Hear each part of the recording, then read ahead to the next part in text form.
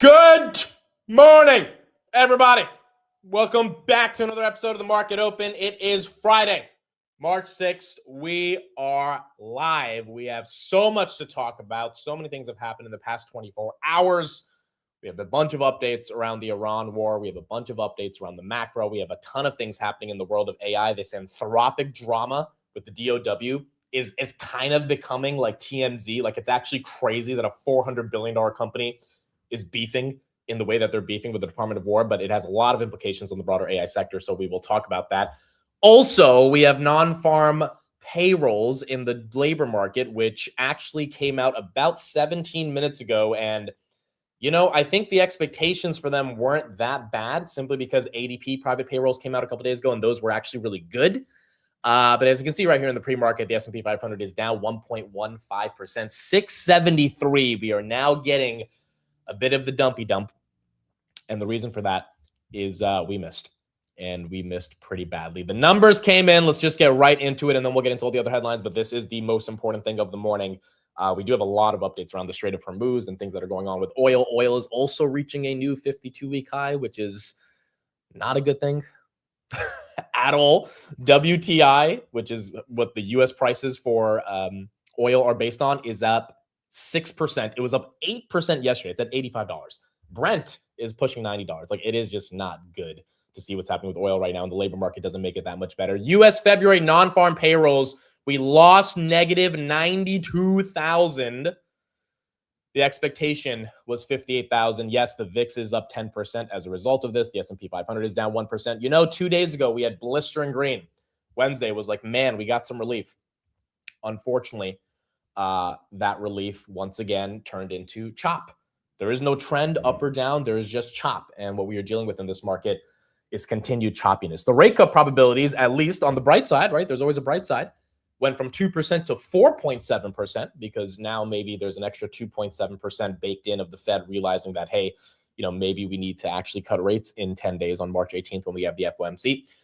But that 4.7% is still relatively low. So look, this is not a good number no matter how you slice it. It is contradictory to the private payroll numbers that we got. I think we came in at 60,000 versus 52,000 expected, losing 92,000. I think this is one of the first months of 2026, if I'm not wrong, on non-farm payroll. Yeah, I don't think we lost in January. In February, we had a 70 versus 130. It was like a big beat. And this is the first time we're seeing a pretty negative number, which is relatively ugly. Let's get some analysis on this, and then we'll keep going from there and see how the market's ultimately reacting to this. But the initial reaction is red. Also, unemployment went from 4.3 to 4.4. So we have moved up on unemployment. I had them a list before the number. The weather could have played a factor. You had a decline in specialty contractors. You had some other issues out there. There was some weather. You had a strike. That's 31,000. That comes back immediately. So that's, you bring it down to 60. And then I want to focus on this thing, which is, what's the right number? What is weak in today's context? We've almost brought immigration to a halt. We have no population growth in this country. So we used to have, say, 100, 125,000 was needed in order to make keep the unemployment rate unchanged, okay? So now we've brought it down. People think it's 30 to 70, something in there. So we're somewhat below it, but how much below? Within, by the way, there's also some seasonal adjustment issues that we were worried about. So yeah, the snow and the big issues. Yeah, and there was a birth-death thing. And look, Rick is right that I understand statistically why they do these things, but they sure don't explain it, and they sure don't make it possible for economists to predict how they're going to be changed. So that's a big issue.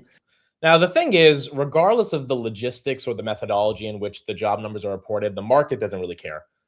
You can have some level of analysis to try to say, hey, this is exactly why it happened, or this is why it's not that big of a deal. Unfortunately, markets are going to price in that there might be something happening in the labor market for it to be as ugly. We also had January retail sales come in month over month. It was negative 0.2%. The street wanted negative 0.3%. So that was a little bit better than expected. But once again, the labor market continuing to face those struggles. And, it's one of those things where anecdotally, a lot of people have been saying in the chat, I've been noticing as well, that we feel the labor market is not in a good spot. The numbers haven't fully backed it up. I mean, to an extent, you get some hits, you get some misses. Now with, non-farm payrolls, which is something the Fed really does care about a lot more than private ADP payrolls. you're seeing a first real negative month, and the S&P 500 is obviously reacting to that. 672, folks. We were basically here. No, we were at 669 on Wednesday for like a millisecond, and then we bounced above it. That 670 level has been holding strong. It is a Friday. You do have options expiring today. I mean, let's see if we can hold above those levels. Unfortunately, it has been a choppy atmosphere, given that we recovered a lot of the losses that we had on Monday and Tuesday, and we were almost pushing 695 a couple of days ago, and then boom, you're right back to 673. We are stuck in the tightest range we have been in over the past 7 months, and it looks like this data today is not really going to help that. Bitcoin loses 70. Bitcoin loses 70. There you go, 70 to 69.8. IGV, we'll talk about what happened yesterday. Software obviously had a great day. Software now going down with the market. IGV down about 1.73%, whereas ServiceNow, which was above 120 yesterday, that is right below 120, 118. That's down 2%. I was talking to Steve yesterday. He bought 100 shares of ServiceNow a while ago, and he sold it yesterday at 122. And he was like, you know what?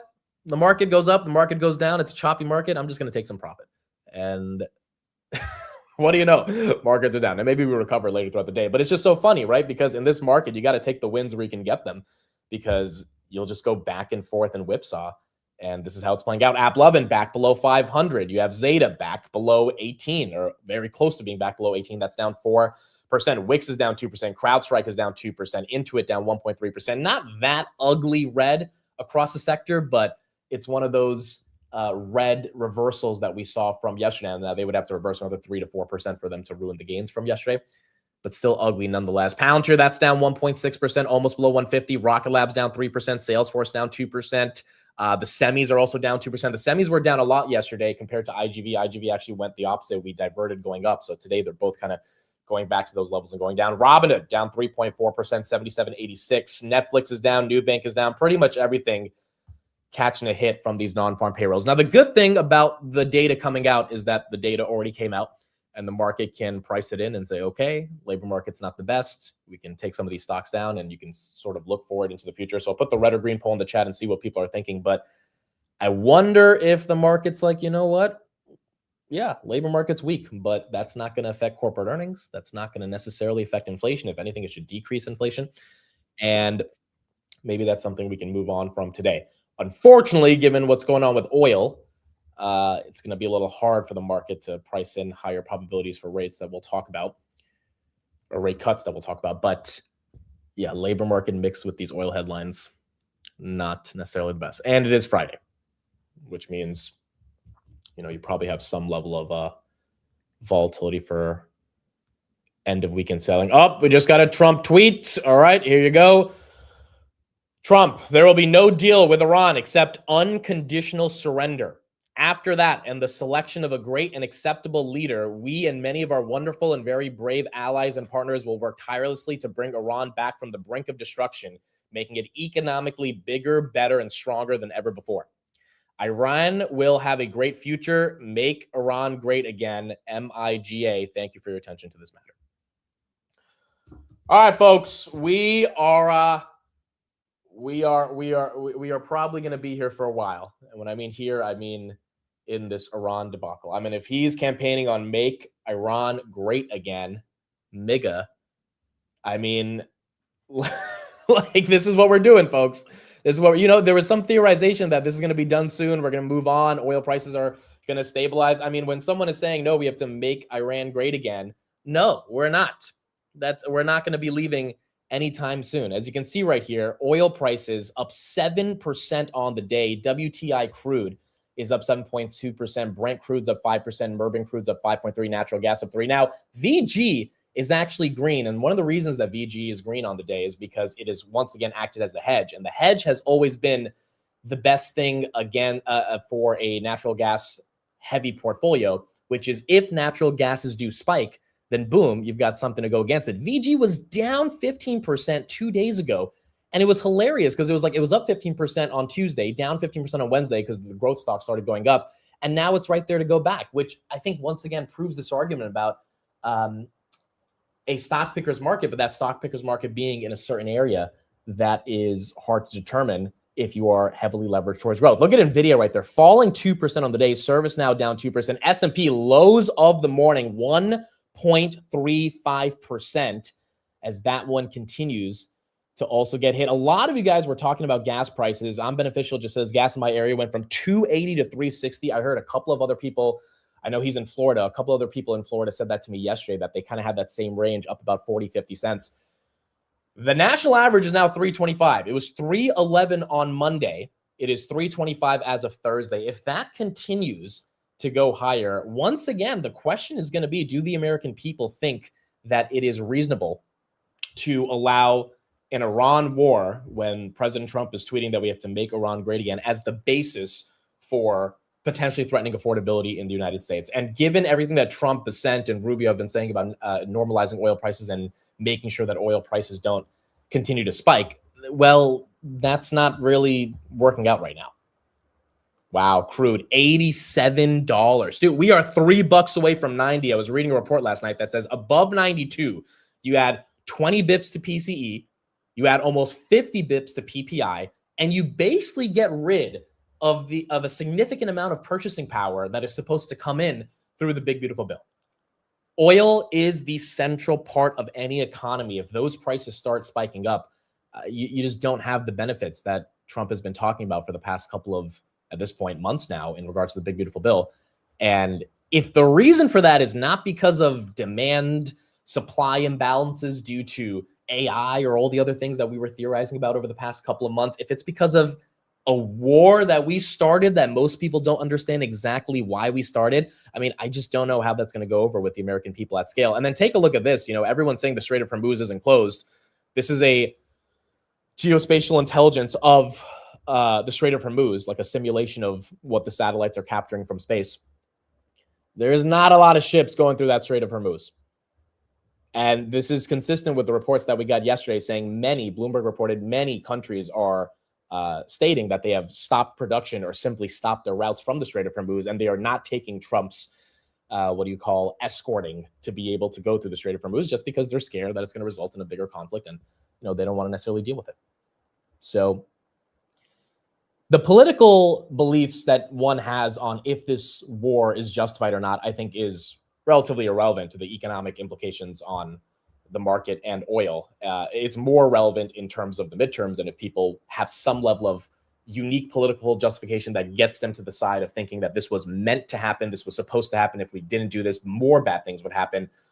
But you have to weigh that against the majority of people that probably don't care about this, don't know what's going on, and just see that their gas prices are going higher and now have to potentially deal with the fact that they're not able to get a job with this labor market report that we got today, down negative 92,000, which is the reason we are down today if you are joining.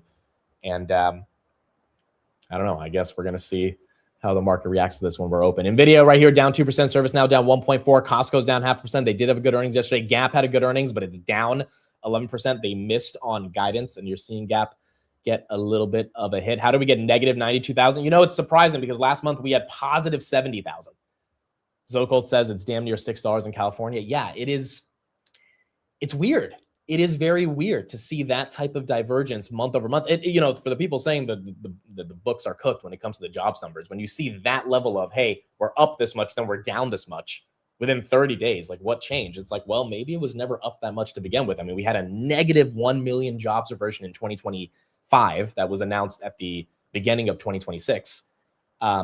And so this might get revised down back in 2027 as well. And I think the Fed, for some reason, they're saying, well, the downside risk of the labor market doesn't matter. Whereas in December, when they cut rates, they said the downside risk of the labor market is the only thing they cared about. And so their pivot as well has been very confusing. Now they're saying, well, they're pivoting with the data, but if the data is going to get revised anyway, look at Bitcoin almost falling below 69,000, then maybe that pivot doesn't make the most sense. Now, Marvell, thankfully, had a great earnings yesterday. That one's still holding on to its 10%. Guidance was way higher than expected. They beat on EPS. They beat on revenue. They guided for, I think, 30% full year growth and closer to 40% AI revenue growth for fiscal year 2026. So Marvell getting some love right there. It has been stuck within this $75, $90 range for a while now, but it was nice to see it get that 15% pump. But now it's down to only 9% given this labor market data, which, is starting to affect how the broader market is thinking of the macro. Zoom's down 1%, SMR is down 2%, Oklo's down 3%, Circle's down 2.8%, Amazon, which hit almost 220 yesterday, that's down 2.8%, Tesla's down 1.7%, 398 now in the pre-market, Google below 300 at 295. We get one good day, one bad day, one good day, one bad day, and it's Friday. maybe we get a good day, but it's looking like so far in the pre-market, it might end up being bad. Sandus right there, that's down 2.3.1%. EWY is down another 1% as well. South Korea has had a very, very volatile week. It was flat yesterday after being down 20% in about 48 hours. Implications on that for the United States market are still large, as many South Koreans own tech stocks, but also LNG exposure for South Korea is very large. And unfortunately, you're getting just a lot of headlines of different countries that are shutting down their oil supply. Here's another chart that I think was really interesting. Let's transition a little bit more into this oil topic. So take a look at this. We already showed a video of this, but the Strait of Hormuz outbound transits, as you can see, from Friday, February 27th to Wednesday, March 4th, you only have bulk carriers that are leaving through the Persian Gulf. LPG tankers, LNG tankers, oil tankers, and container ships are basically non-existent as of this week in terms of actually going through the strait, which is probably the reason why, Brent and crude are up a whopping 15% in 2 days. Like, that doesn't happen that easily. I mean, that's not supposed to happen unless something is going on, and something is going on, which is why that's creating a lot more pain. And you're seeing this across the entire world. European jet fuel prices are now also at a 4-year high. 40% of Europeans' jet fuel comes from the Strait of Hormuz. So you have the broader argument around oil prices that are being instilled because of this war. Again, for those that are just joining, Trump said about 5 minutes ago, there will be no deal with Iran except unconditional surrender. Iran will have a great future, and we have to make Iran great again, which means this is likely not ending anytime soon. If it does end in some form of fashion soon, then I think a lot of people would be very impressed. But if you're talking about we have to have a selection of a leader, they have to unconditionally surrender, and we have to work to allow them to get into a new regime, that's probably going to take some level of brute force, some level of boots on the ground, some level of civil unrest within the country. I mean, unless we have some magical utopia where we can just install the people that we want to install, which once again, a lot of people are questioning, why is that a problem? And that goes back and forth on a political topic. There's very nuanced perspectives to that, but the market doesn't care if it's our problem or not. The market cares how long is it going to last. And based on this tweet that he's saying, it seems like it's going to last for a while. And then you get the labor market data, which was not good for those that are just joining. Negative 92,000 versus positive 69,000, which was expected. And that's why we're seeing some negative stock market action. That's what we got. Amit, in general, aren't wars good for the U.S. economy, though? The wars have been a level of stimulus many times for the economy. It's just, back in World War II, when we didn't have AI and you had to have this industrial revolution of production, that can stimulate the economy because you're making all these tanks and artilleries. Right now, we've got some of the hottest GDP growth that we've had in 20 years. And we have a technology that is not only unbelievably powerful and probably can lead to a lot more productivity gains. We'll get into some of the AI headlines in a second, but also needs a lot of energy. And, if oil prices are going up, I can't imagine that's good for data center costs. I know not all data centers are contingent on oil, but they're not all getting their power from the sun. So if they are using more forms of natural gas and oil, then their data center costs are probably going to have to go up. Energy has already been a bottleneck. It's already been hard to be able to supply it. If it only gets harder as oil prices go up, that creates a broader issue. Now, again, none of this stuff is as relevant to the market until the market figures out how to exactly price this in. And for a while, we thought the market priced in the extent of the conflict, given we were green on Monday after the entire war broke out. But then we started going down, sort of giving the signal that maybe the market didn't price in everything. And now, given that we're down again and that oil prices have spiked to these levels, you're seeing the market realizing, the escalation is something we definitely didn't price in terms of the Strait of Hormuz really shutting down for a while, even if it's perceptually shut down. And, in about 20 minutes when the market opens, we'll see how bad they want to take this or if they want to get this to end up reversing.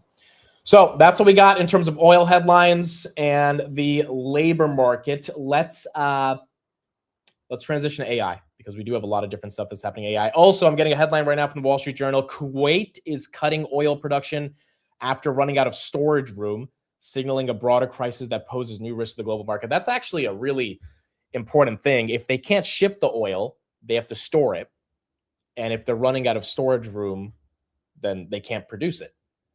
We're reading right now from the article. Once storage fills up, a condition known in the industry parlance as tank tops, producers face the technically and politically costly reality of halting production. Storage is limited in the Middle East, and the only fix to avoid tanks running over is to curb production. The longer the strait stays closed, the more barrels of crude and refined products will be missing, leading to higher prices. This is why when anyone says the strait isn't closed, I mean, that's just incorrect. It might not technically be closed, but practically none of the ships are going through it because of, their hesitancy to actually go through it, which means if you're seeing Kuwait say, yeah, we're going to have to curb production because we can't store any more of this oil, I mean, it just becomes a mess. It is becoming an absolute mess right now. Once again, maybe the markets are able to price that in effectively when we open up, and we're not going to see the extent of that damage, but that labor market was kind of fueling the fire in terms of non-farm payrolls to see a bit more weakness. S&P 500 right there, down 1.28%. That also affects China and Russia 100%. And, a lot of people are saying, well, Russia loves this because oil prices go higher, so Europeans have to buy more oil from them, and India has to buy more oil from them. Yes, I think that's true.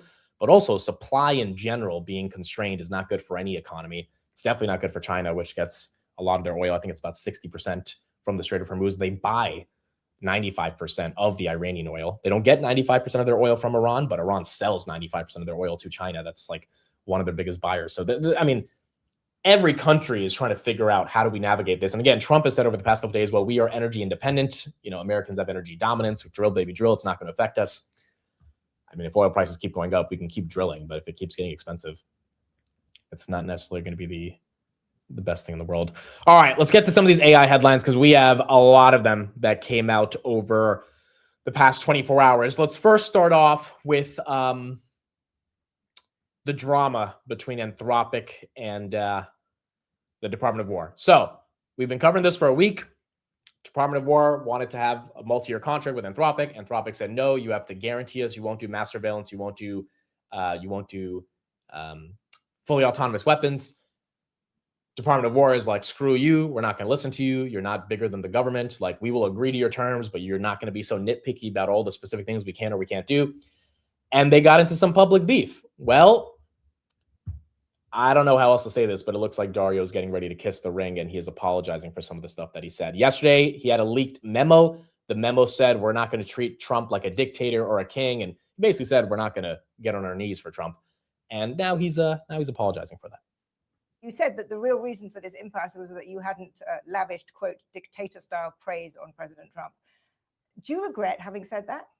So I want to completely apologize for this memo. So I want to make sure that people understand, right? Like this was something written on Friday after the following three things had happened. The president tweeted removing all Anthropic services from the federal government.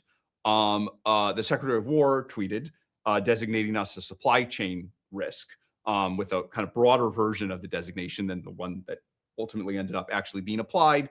And then there was this deal between one of the other AI model providers and the Department of War that I think even that model provider later described as, I don't remember the exact words, but opportunistic. I was going to say confusing, right? So basically all these three things happened within a few hours, in kind of sequence, from each other. We didn't know ahead of time what was going to happen, when it was going to happen. So it was among the most disorienting times in Anthropic's history. The other side of it is, I think Anthropic has an internal culture where I post a lot. Like, some people describe this as a memo. I wouldn't describe it as that. Like, I post things in Slack. I post them a lot.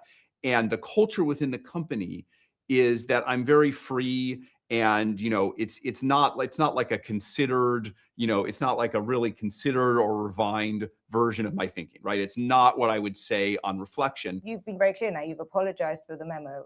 Have you apologized to President Trump? Will you apologize to him? I've apologized to the people that I've talked to within the DOW. I'm happy to speak to others within the administration as well.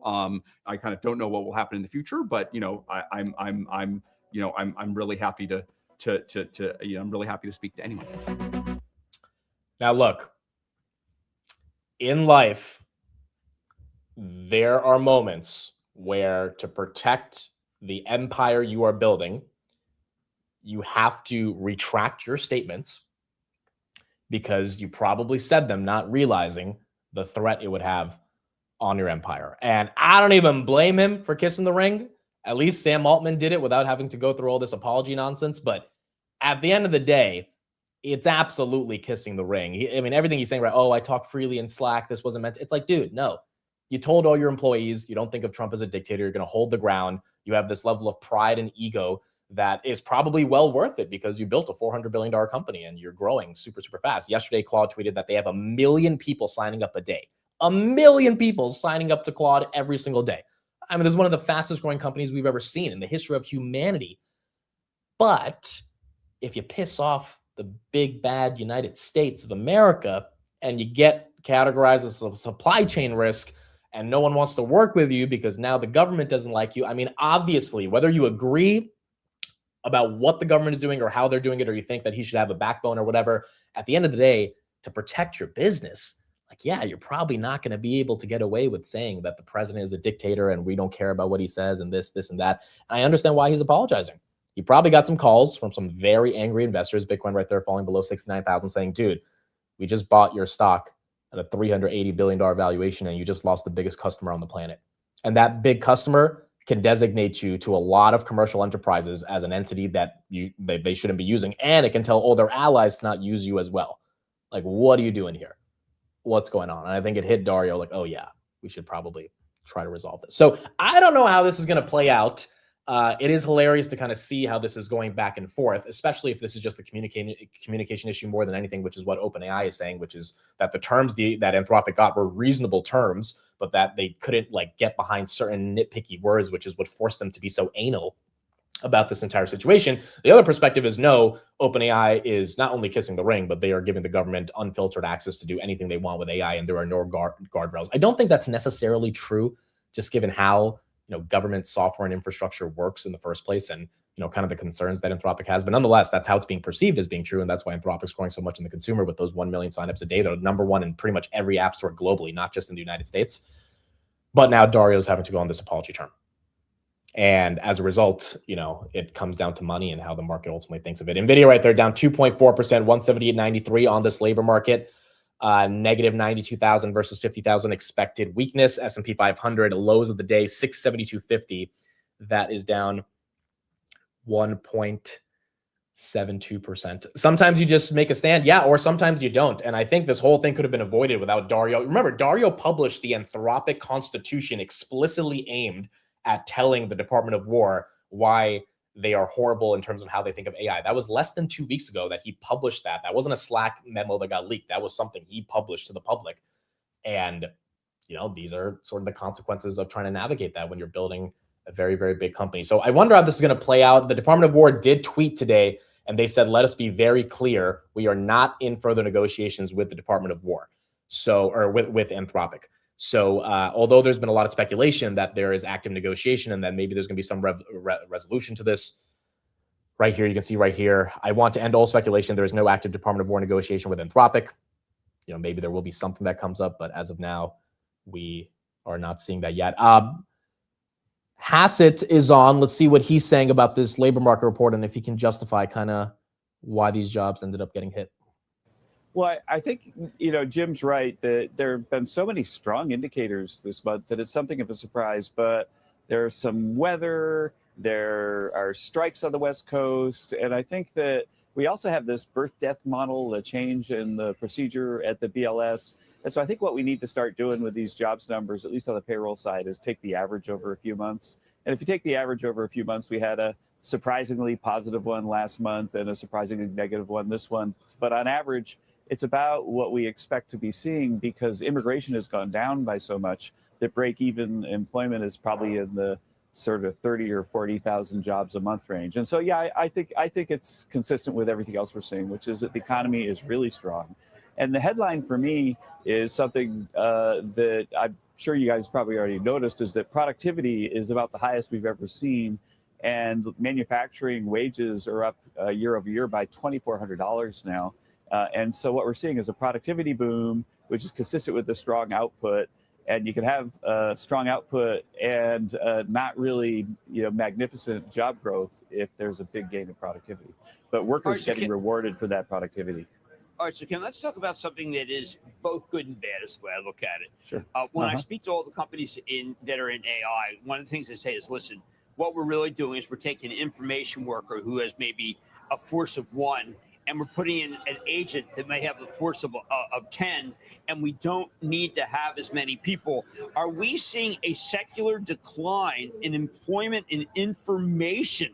Because some people would say that's good.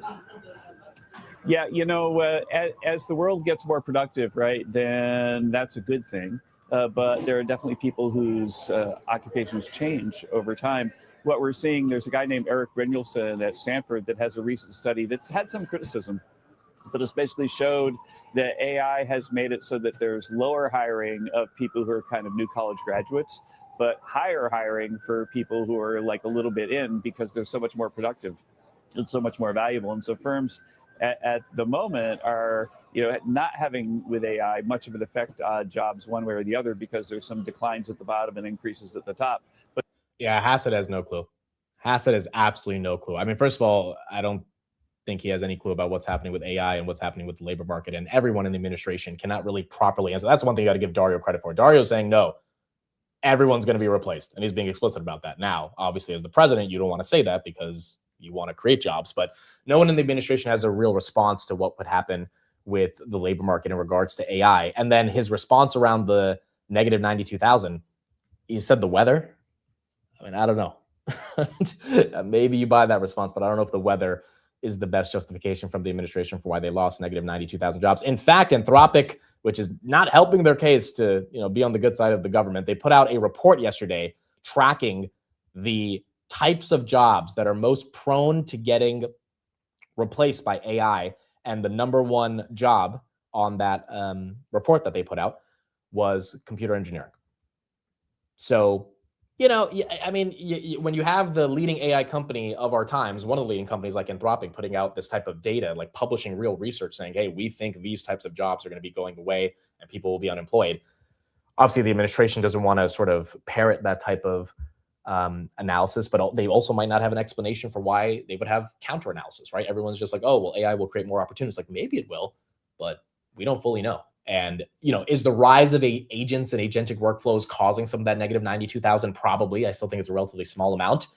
But if that only accelerates, and then you have general economic weakness, which again, based on the earnings growth, the economy is not necessarily weak. So, maybe there is some more technical nuanced justifications for why the report was so bad this morning. We haven't heard any tweets by Trump kind of explaining what happened with the labor market. But yeah, negative 92,000 is not the best that we want to see. Trump did talk about Iran yesterday as well. Again, it does not seem like he thinks this is going to be ending anytime soon. And oil prices hitting a new 52-week high today. This is what Trump said yesterday about trying to control those prices. Keep down the oil prices, including offering political risk insurance for tankers transiting into the Gulf, as you know, pretty dangerous territory. Further action to reduce pressure on oil is imminent, and the oil seems to have pretty much stabilized. We had it very low, but I had to take this little detour if it's okay with everybody. Scott, it's okay with you? Scott's the one who has to put up with it. He said, you have to do this now? I said, I have to do it, Scott, right? I was so passive-aggressive to Besant. You could basically tell Trump's admitting Besant did not want to go through this whole Iran war. And, he has to put up with it now because this is what Trump wants to do. But I mean, there likely are some people in the administration that probably thought maybe this isn't the best route. But it's been very strong, and everybody, including Scott, everybody feels we had really no choice. They were gonna hit us if we didn't hit them because they're crazy. And in the long term, the actions we're taking will dramatically increase the stability of the region and oil prices and stock markets and everything else. We set the all-time record in history with the Dow going to 50,000. The Dow is not at 50,000 anymore, but as you can see, Trump is still claiming the victory for the stock market being at an all-time high. And to be fair, the stock market's not necessarily at a super, super low level. S&P has been in this tight range, but it doesn't feel like the markets are necessarily moving that much higher. And if oil prices keep going up, that can have a direct impact on a lot of different entities in the broader stock market. Where are the airlines today? American Airlines right there. That's down another 3.5%.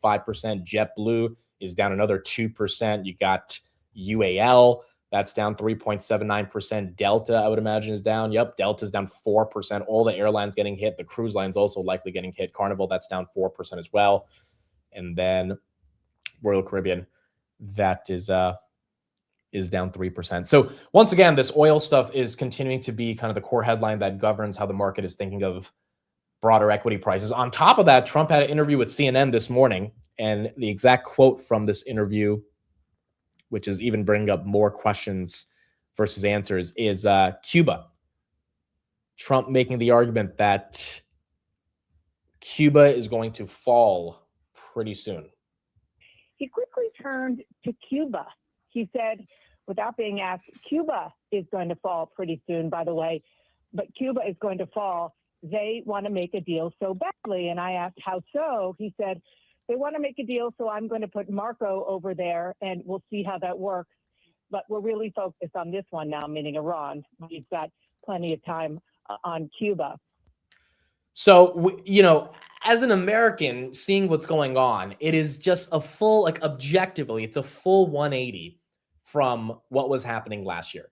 Now we have Cuba, Venezuela, and Iran that we are deeply tied to because we took out Maduro. It looks like Rubio is now going to be the new supreme leader of Cuba. And Iran, we took out their supreme leader, and we want full-on regime change. And you have these three different things happening, and Americans are like, okay, but how do I pay rent? This affordability thing is obviously getting a lot of attention. There's a reason Mamdani won in the the biggest capitalist part of the world, which is New York City. It's like, I really wonder what the political tone shift is going to be. And then you have all this AI productivity, which might end up being net negative for jobs that the administration is going to have to try to navigate as well. You just have a lot of things going back and forth that does not feel, I think, the same as 2025 in terms of what Trump was doing as well. Also, you had a really ugly headline yesterday. This has not been officially confirmed, but the Financial Times reported this, which would be an absolute death blow to essentially everything that Trump did in 2025. Now, again, what was the first death blow? The tariffs getting reversed. That was not necessarily the best thing for Trump, and they're going to have to now find a different legal justification for how the tariffs will be in place. But yesterday, the Financial Times reported, hey, a lot of these countries that decided to invest in the United States, like Saudi Arabia, they are reconsidering their investments. And the reason they're reconsidering their investments is essentially because, hey, they might not have the money to be able to make these investments, given their oil money has started to slow back. And as a result of that, you're going to have to kind of think twice about how the Saudis and their commitment to, whenever they have this commitment, it's always over a long period of time putting in that money. That commitment might have to be a bit reevaluated. So this is what the Financial Times said. Even 3 of the 4 big Gulf countries, Saudi Arabia, UAE, Kuwait, and Qatar, are discussing withdrawing from the U.S. and other investments as the details from the war continue to have issues with oil. Budget stains are reportedly mounting due to reduced income from energy, shipping, and tourism. Countries could reassess investment commitments to the U.S. The move could be viewed as a precautionary measure. These moves can jeopardize U.S. investments that could pressure President Trump to kind of put an end to this war, or at least find a way for oil prices to be a bit more stable. I mean, this is ugly, dude. This is ugly. The majority of these countries, all of these countries, the UAE, Kuwait, Qatar, and Saudi Arabia, they get their money from oil. Like, that's how they fuel their economy. They get their money from tourism. If people don't want to go there, which I don't know who in their right mind would go to the Middle East for a vacation right now, that money stops coming in. If there's nothing going through the Strait of Hormuz, that money stops coming in. You just have too many issues in regards to what could be causing broader pain in the ecosystem around travel. And, as a result, I think that's why we're seeing a bit more pain. And unfortunately, the stock market is feeling that as well. Oracle right there, that's down 1%. S&P 500 down 1.2%. Bitcoin 68.9. Adobe, that's down 1%. IGVs, that's down 1.28. Rumble, that's down 5%. SoFi. Oh, by the way, SoFi could potentially get into the freaking S&P 500 today. So I'm pretty sure, correct me if I'm wrong, they're going to be announcing it today. They do it on the first Friday of every single 3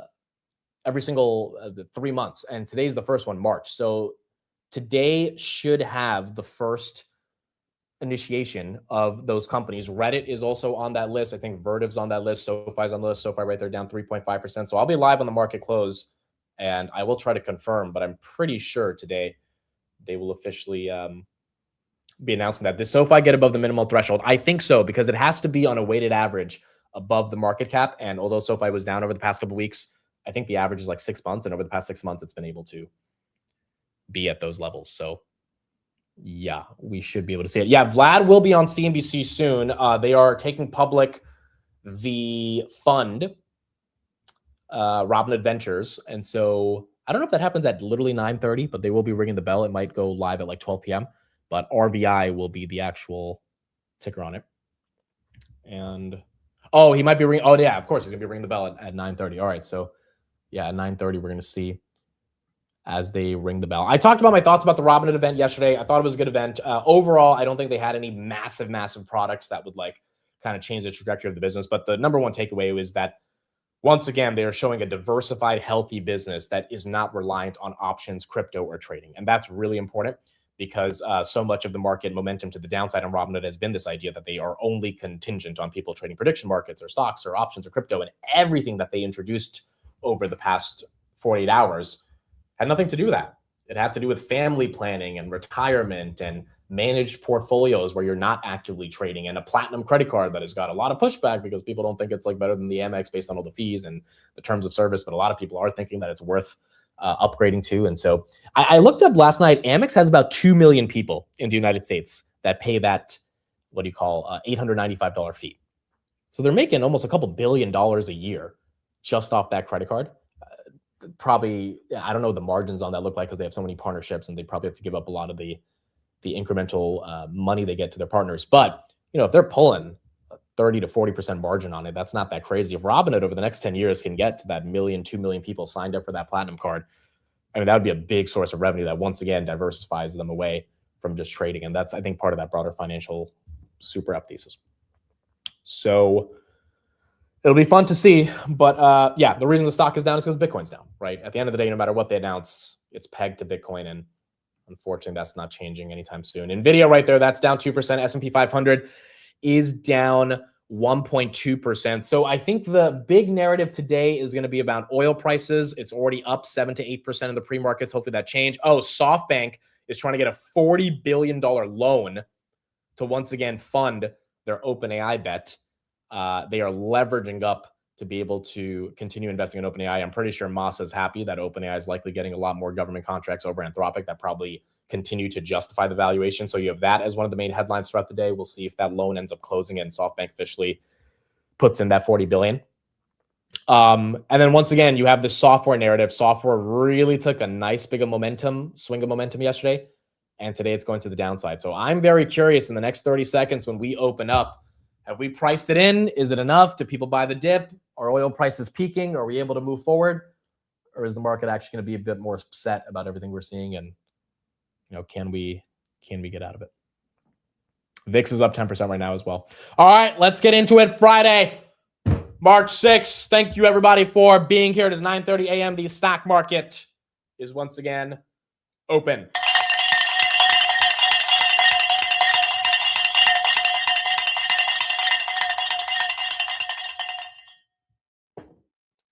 All right, wake your ass up. Let's get into it. We are green on the day in some sectors, but across the broader market, we are red. By the way, for those that wanted to see, this is, let's pull this up right here. Mr. Vladdy ringing the bell. Wow. That's the opening bell in the CNBC real-time exchange. And the big board is.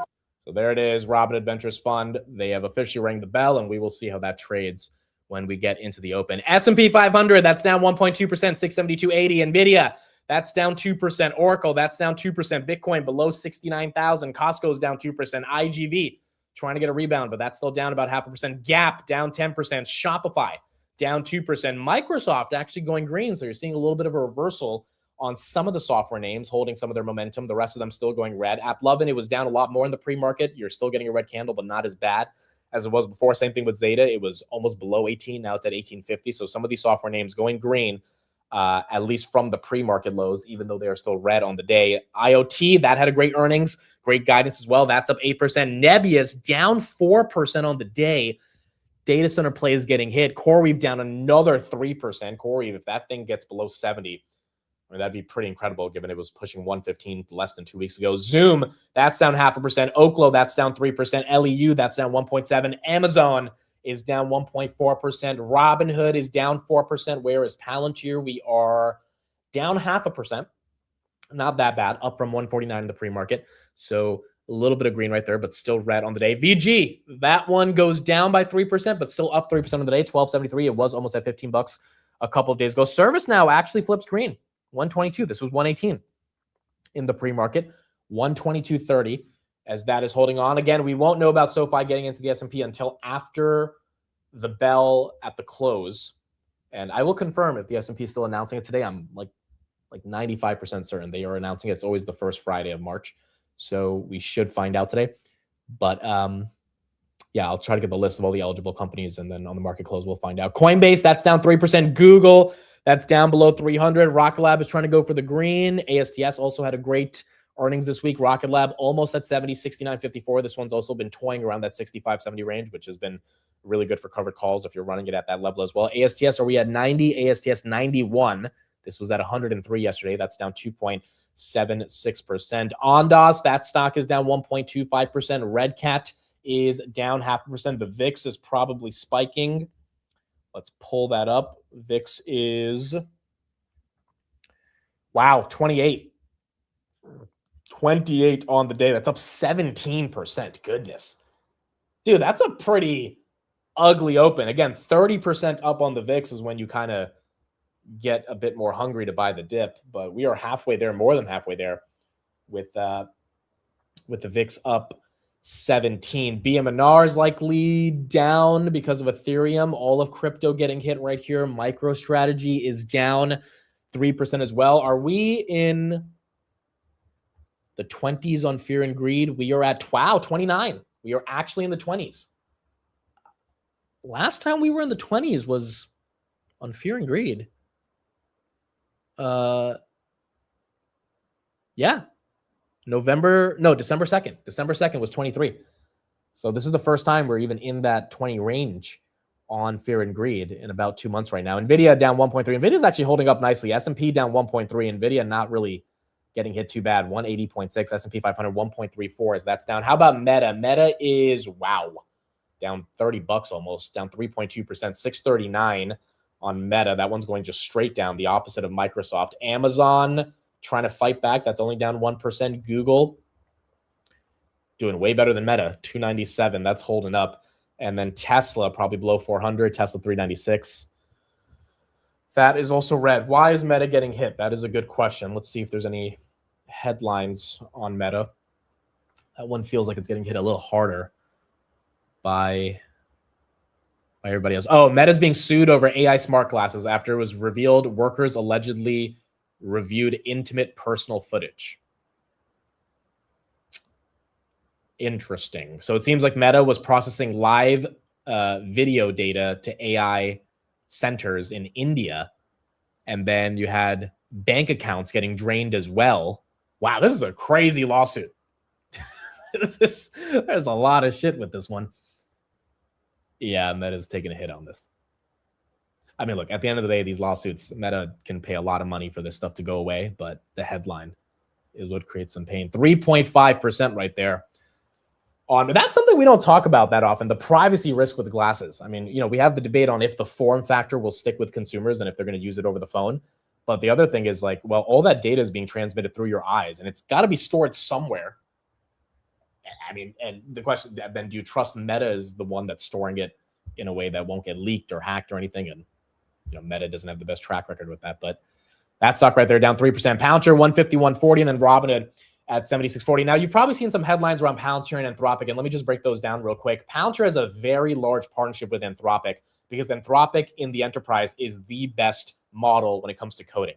So a lot of Palantir's architecture has been built with Anthropic in mind. In fact, Palantir had the option to go with Grok over Anthropic, and they picked Anthropic a while ago because, like, to be honest, Anthropic just has the best coding model. Like Claude Code is one of the strongest models that are out there in the enterprise. If Anthropic is deemed a supply chain risk, and Anthropic, by the way, yesterday said they're going to fight that in court and they're going to sue the government, which is another reason there's so much beef. But if it is viewed as a supply chain risk, Palantir has to completely, from my understanding, rip out Anthropic from their work with the DoD and use a different model. And so it's not bearish Palantir, but it is something they're going to have to put some energy and resources to, because obviously they can't be using a software or a piece of software that's not allowed, or a model that's not allowed, and they're going to have to optimize for Grok or OpenAI or whatever else it is. So those headlines that are going around, it's not necessarily bearish, but it is something that they're going to have to put up with. And, you know, it's not something that jeopardizes contracts, but it is something they would have to be very quick to maneuver with as the government is phasing out of Anthropic. Bitcoin right there, 68,500, as that is also red on the day. Wow, SPY, she is almost ready to lose 670. This would be the second day this week that we lost 670. Ethereum below 2,000 right now as well. If we lose 669, I mean, that would be actually falling to new levels that we haven't seen literally since November. In February, we touched 670 for a second. Yes, 2 days ago, Tuesday, we touched 669 for a second. If we actually fall below that, then we're kind of getting to the bottom end of the range that we've been stuck in. App 11 right there, that's down 2.4%. Oil prices surged after Qatar warned that ongoing conflict in the Middle East could force Gulf producers to halt oil and gas production within days. That's coming in from Bloomberg right now. It is very similar to all the headlines that we've seen throughout the day. Again, Kuwait also said that they have storage issues now with the oil. And because they don't know what to do with all the oil, since they can't ship it, they're going to have to stop producing it because there's nowhere to store it. Like the oil markets themselves, we take it for granted, right? Because oil makes the world go round, but we just assume, because everything is so advanced, that yeah, like there's always going to be gas at the pump. There's always going to be fuel on the airplane when we have to go take our flight. Like we don't really think about how unbelievably complicated and complex and interstrangled the entire world is when it comes on relying on other people's oil. Quite frankly, oil probably is what helps us stop getting into war so many times, because if we bomb you, then you're not going to be able to give us oil. And so maybe it's a sort of little bit of deterrent until things go south, like what we've been seeing over the past couple of weeks. But this is just another reminder that it is a very, very complex world and things can change so quickly. NVIDIA right there getting back above 181, as that is green. Interstrangled is definitely a word, okay? So for everyone saying that's not a word, it is a word. It might be a word that was created on the spot. But nonetheless, every single word in the history of humanity was created on the spot. Like there's no way someone came up with a word without thinking of it. And I'm no different. I'm just innovating here, okay? In life, you have to be a leader, not a follower. And so now when you need to describe two things coming together, interstrangled. That's the word I would recommend people start using. Marvell, 15%. 15%. Congrats to those in Marvell. You deserve it. It was a good earnings and a great beat on guidance, which is why the street got really happy about this. Vlad is live. Let's see what he's saying on CNBC. But I think that what's happening in private markets is creating one of the biggest iniquities in capital markets today. You have companies that are out there at valuations in the hundreds of billions, even getting into the trillions in private markets, before retail investors get a chance to come in at all. And this is happening more and more. So the days of investing in a company like Amazon or Microsoft at 100 million valuation and seeing that get you a 100 or 1000x return or more in public markets, if you're a normal retail investor, seem harder and harder to come by. I mean, if you just do the math on that, for a company at $1 trillion to make a 1000x return, you get to some mind-boggling numbers. So we're trying to solve this by not just opening the door to private markets, but completely blowing them off the hinges so that they can never be closed again. Okay, but Vlad, are they letting you in on the good ones, or do you think they're shafting you? So that's always the question. I think Robinhood is a little bit unique because we're a Silicon Valley company, not too far away from being private myself. We have great relationships with not just the companies, but also venture capitalists. all of these deals that we've gotten into, and you can see the portfolio. You've gone through. I'm looking at it. You know, they're companies at the frontier of their industries, and we're giving a chance to allow exposure to them before they go public. These have all been competitive deals. Do you look and say, you know what, unlike these business development companies, I'm going to limit how much enterprise software because that's an area I don't want to be in? So we have a portfolio management team that underwrites every investment, and you see a wide variety of companies listed. You mentioned two at sort of like different sides of the spectrum in the fund, Databricks and Boom. Databricks. All right, we'll get back to Vlad in a second, but again, Robinhood Ventures, that is what he is talking about, as that might be the core thing that is now initiating access to retail democratization. Again, for those asking a bit, are you buying it? No, I don't love the valuation of those companies in the fund, but I do think it's a good idea for them to go for it. Unfortunately, if today ends up being an ugly day, then maybe the IPO doesn't go the best, just because it's tough to buy access to private companies when oil is spiking to almost freaking $90. Where is WTI? Wow, 88, folks. $88 right here. It's a little ugly. It's a little ugly right now. 8.79% up as that goes green. The VIX is definitely continuing to get a spike right here. 19% up. 19% up. So until we see this start to calm down, we're not going to see that much calming down in the markets. S&P still down about 1.5%, 671. Oracle, that is also down 0.5% on the day.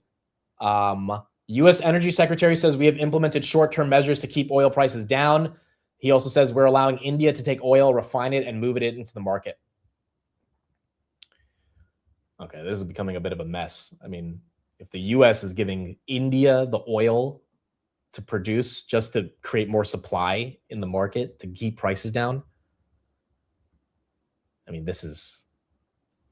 I just really wonder what happens 5 months from now if oil prices stay elevated and the American people are like, okay, so the reason they're elevated is because we had to make Iran great again.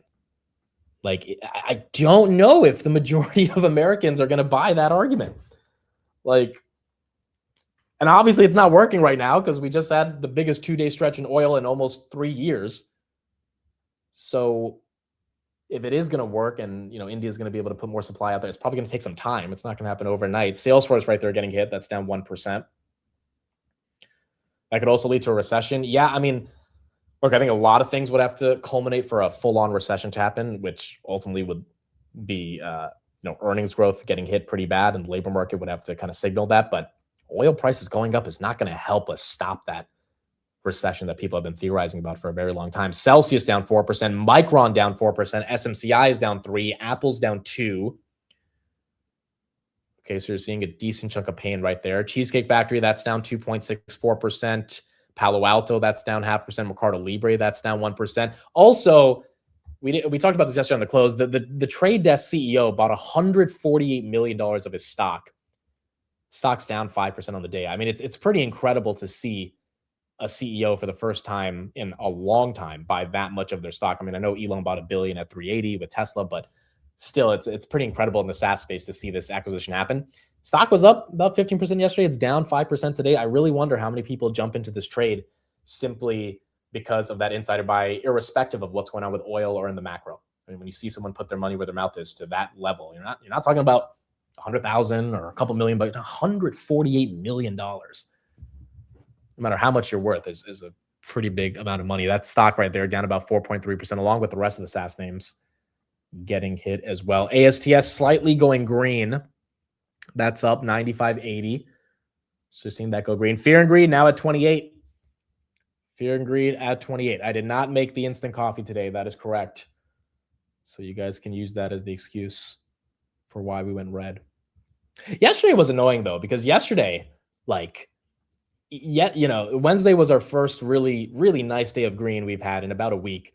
And then yesterday, all of it just went away. And there were some stupid articles that were posted about how NVIDIA is going to have to get all their chips approved by the U.S. government. And, the Department of Commerce came out and said, this is false. This is the diffusion rule back to the Biden era. That's not what we're doing. And so NVIDIA went from 185 to 177 intraday. I mean, You just have all these headlines, which shows you how sensitive the market is to any piece of bad news. And so then when you get a non-farm payrolls report like we got this morning, negative 92,000 versus 50,000 expected, and then you have oil prices going up, it just compounds in a pretty ugly way. Do we have more macro data in the next 15 minutes? We don't. We'll get retail inventories, but outside of that, we don't have consumer confidence today. So retail sales, again, came in at negative 0.2 versus negative 0.3 expected, and the non-farm payrolls, negative 92 versus 59K expected. And that is probably why we are going red. SoFi, are we still getting hit? SoFi is down 4%. What is the reason for the fintech sell-off? I don't know. Fintech and SaaS kind of got put together in the same bucket. I mean, there were some headlines about Anthropic and OpenAI yesterday putting out some tools around financial modeling and stuff like that. Now, granted, SoFi and Hood and Affirm, that's not necessarily their business, but they kind of get put into that bucket for whatever reason. At least Hood, you could say crypto is associated with. SoFi, I really don't know. I mean, the only thing I can theorize about is that the market is afraid of the loans that SoFi is putting out. One of SoFi's biggest partners, remember, I remembered this yesterday and it kind of hit me. I was like, oh, wait, that could be a perceptual reason why things are ugly for SoFi, is Blue Owl. One of the biggest partners for their loan book platform is Blue Owl. If you've looked at Blue Owl stock and you've looked at them in the headlines with private credit, Blue Owl's name is not really being seen in the best light. And so I don't think that really affects SoFi because they're pretty good at underwriting. But if the market perception is some of these loans are bad, or Blue Owl is going to have to stop buying their loans because even though the underwriting is good, Blue Owl is facing all this debt with private credit, then and data center financing, then maybe that could be a strain on SoFi. S&P, again, very close to the low of the day, 670.70 right there. That's down 1.5. VIX is still spiking. Now we're up 19.5% as well on the VIX. Did Palantir just go green? Palantir is about to go green, 5 cents away from going green. There it is, Palantir green, 152.75. SoFi's guidance is based on 2 rate cuts this year, which I still think we're going to get. It might end up happening in the latter half of the year, but I do think that guidance is not crazy. If anything, we might get more than 2 cuts, especially if things accelerate to the downside. But if they do, then the stock market also gets hit, which would offset any of the gains on SoFi. Archer right there, that's down 2.4. Ethereum, 1980 as well. That one continues to go down. Blue Owl is a customer, not a partner. Well, that's the point. Blue Owl is a customer. They're buying the loans from SoFi. If Blue Owl has a ton of debt in the private credit markets, they're not going to be able to, or maybe the market perception, again, this is not my analysis of it, but the market perception could be that Blue Owl is not going to be able to keep buying those loans from SoFi because they have a lot of other stuff they have to deal with in the private credit markets. I mean, there's no one really has given me a good reason why SoFi has taken this big of a hit to start the year. I think one of the reasons could be that they're just associated in the loan book world with names that might not be the best for market perception, which is not a good reason. But then again, there's not that many good reasons. And hopefully the market's able to look past that, but right now it's not. SoFi right there, down 4%. Marvell, 17% up on the day. 17% up on the day. If Blue Owl goes down, we have bigger worries. I agree, which, is probably why the broader market's taking that hit. Google there, down 1%. Let's go back to Vlad, and then we will keep going from there. Obviously, the fund has already invested in 2 rounds. Boom is one of our relatively early stage opportunities where we invested at 1.5 billion valuation. And so I think this gives you an idea of what the fund has to offer. It's not exclusively ultra late stage, but what we look for is unique businesses that are at the frontier of their respective industries. Talk about the Platinum Card and who it's aimed at. Oh my gosh, I should have just brought I it thought up you were here going to with bring me. It's actually made of platinum, right? It's actually made of platinum. 99.9% pure platinum. It's the heaviest card on the market right now, 50 grams, beating what I think was the now number 2 solid gold card, which I think I've showed you. Yes. Remember, the black card's really cool, and it's just a piece of plastic. Let's not forget that, $5,000. Well, so here's the idea behind the platinum card. If you're James Bond and you had a credit card, this would be the card for you. So if Sean Connery needed a credit card, Q would give him this one. So you can see that in the style, but also the user experience of the app, which we think is second to none. And it's the only card that I'm aware of that gives you 5% on dining, which I think is the most important category. So it's not just style, but the substance and the rewards are really exemplary. Is it aimed at people who are currently on the gold? We're giving those customers access to it first, but I think it's going to be more of a niche product for a high-end consumer. Right. And it's now that we have 2 credit cards, I think we can claim to have entered the space as a credit card company, which I think is something that we've always been excited about. I've read some of the products you have, and it's almost like I feel that you may be the first of the, and I don't understand why anybody else isn't doing it, of someone that's close to being with the Trump account. That if I want to have a Trump account, I think I might want it with Robinhood, because you're the only one that seems to be really focused on younger people. We're very focused on it. We had an event at the TWA Hotel at JFK Nice Airport. place, huh? Amazing. So the event was aviation themed, but the purpose was to introduce our whole suite of family products. So we rolled out custodial accounts, including gifting, an amazing gifting experience where. And again, I think those family products were actually really, really good. It was the part that went underrated in the event because everyone was focused on the platinum card. But once again, those products are important. They matter, unfortunately, towards the stock. It has to do more with volatility of crypto and the broader macro. And so, this might be a building year for a lot of companies that are just trying to do what they need to do, continue to diversify the business, but the market not may be respecting everything they're doing, which is okay. If you've got oil that is now, are we hitting 90? Oh my gosh, we had 89.20. Wow. 89.20. We're up 9.25% on the day. Where's XLE? That has to be green. XLE. Wow, XLE is actually red. That's weird. Interesting. So oil's up 8% on the day, 9%. VIX is up, and energy is flat. That actually is bullish in my opinion, because that's the market saying, well, it wasn't flat. At 9:30, it was up. Exxon was at 153. It just sold off $3. Same thing with XLE. Same thing with Chevron. So they all sold off in the past 23 minutes, which is maybe the market saying we think it's peaked. Maybe the market saying we think it peaked. That was at literally 9:37. So that was about 12 minutes ago. We started seeing the dump. That's fascinating, dude. Oil's up almost 10% on the day, and energy stocks go red. And it's bullish because maybe that's, again, the market once again trying to look to the future and say enough is enough. We're not going to have $100 oil, but we are still seeing those prices get up there. S&P, that's down 1.53. Yeah, that's a great point. If you can't sell oil, it doesn't help the oil companies. Yeah, that's a great point. I mean, if oil can't actually, it's funny because again, as oil prices went up over the past couple of days, I mean, just pick any of your favorite oil stocks and look at a year-to-date chart. It's ridiculous. Oxy, this thing does not move 5 or 10% every year. It's up 26% year-to-date. Same thing with Chevron, Exxon, etc. So the fact that all of them have moved this much and have moved this much even this week over the past 5 days, well, now it's down 5%, but it was up 15% in the past month, which actually makes more sense. The past 5 days, it's down 5% because once again, if it's up 15% in the month, maybe the market's like, hey, we were ready for oil to start getting to these levels, which is why we gave it the premium, up 30% this year. But at some point, things will normalize and it's not going to stay at these levels. And, the margins might get hit on these companies because they're not going to be able to sell it. Sounds like a short. It does, right?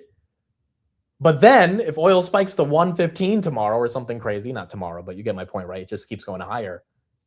Maybe these energy names have to catch a bid. Retail is definitely buying the dip on XLE. I shared this chart yesterday, but retail not only bought the dip heavily in SaaS over the past couple of weeks, retail trading volumes in XLE is up 400% year over year. In fact, in the first 30 minutes of Monday's session, retail flows were $4 million, which is not a lot, but retail doesn't trade XLE in general, which is 300% up from Friday.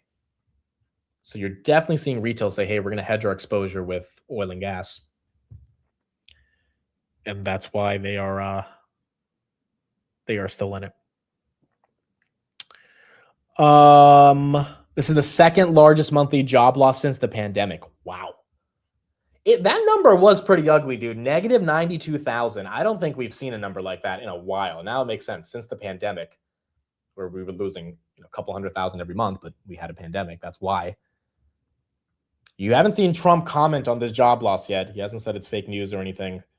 I really don't know how he's going to defend this. He might just end up not talking about it because, there's no way to defend it. What you can say is that it's not pretty. Wow. So Trump has tweeted 7 tweets in the past 10 minutes. All of them are about Bill Maher. He's tweeting articles. Trump slams Bill Maher as highly overrated lightweight and calls their White House dinner a complete waste of time. Donald Trump rages at Bill Maher, says it was a total waste of time for me to have this jerk at the White House. I'm not even kidding, bro. There's like literally 7 articles of him tweeting about Bill Maher. What is happening, bro? Why is Bill Maher catching the shade today? For those that don't know him, he's a popular political pundit in the States. S&P 670.5. Who doesn't like Trump, but Trump had a dinner with him like, I don't know, a year ago to try to change his mind. And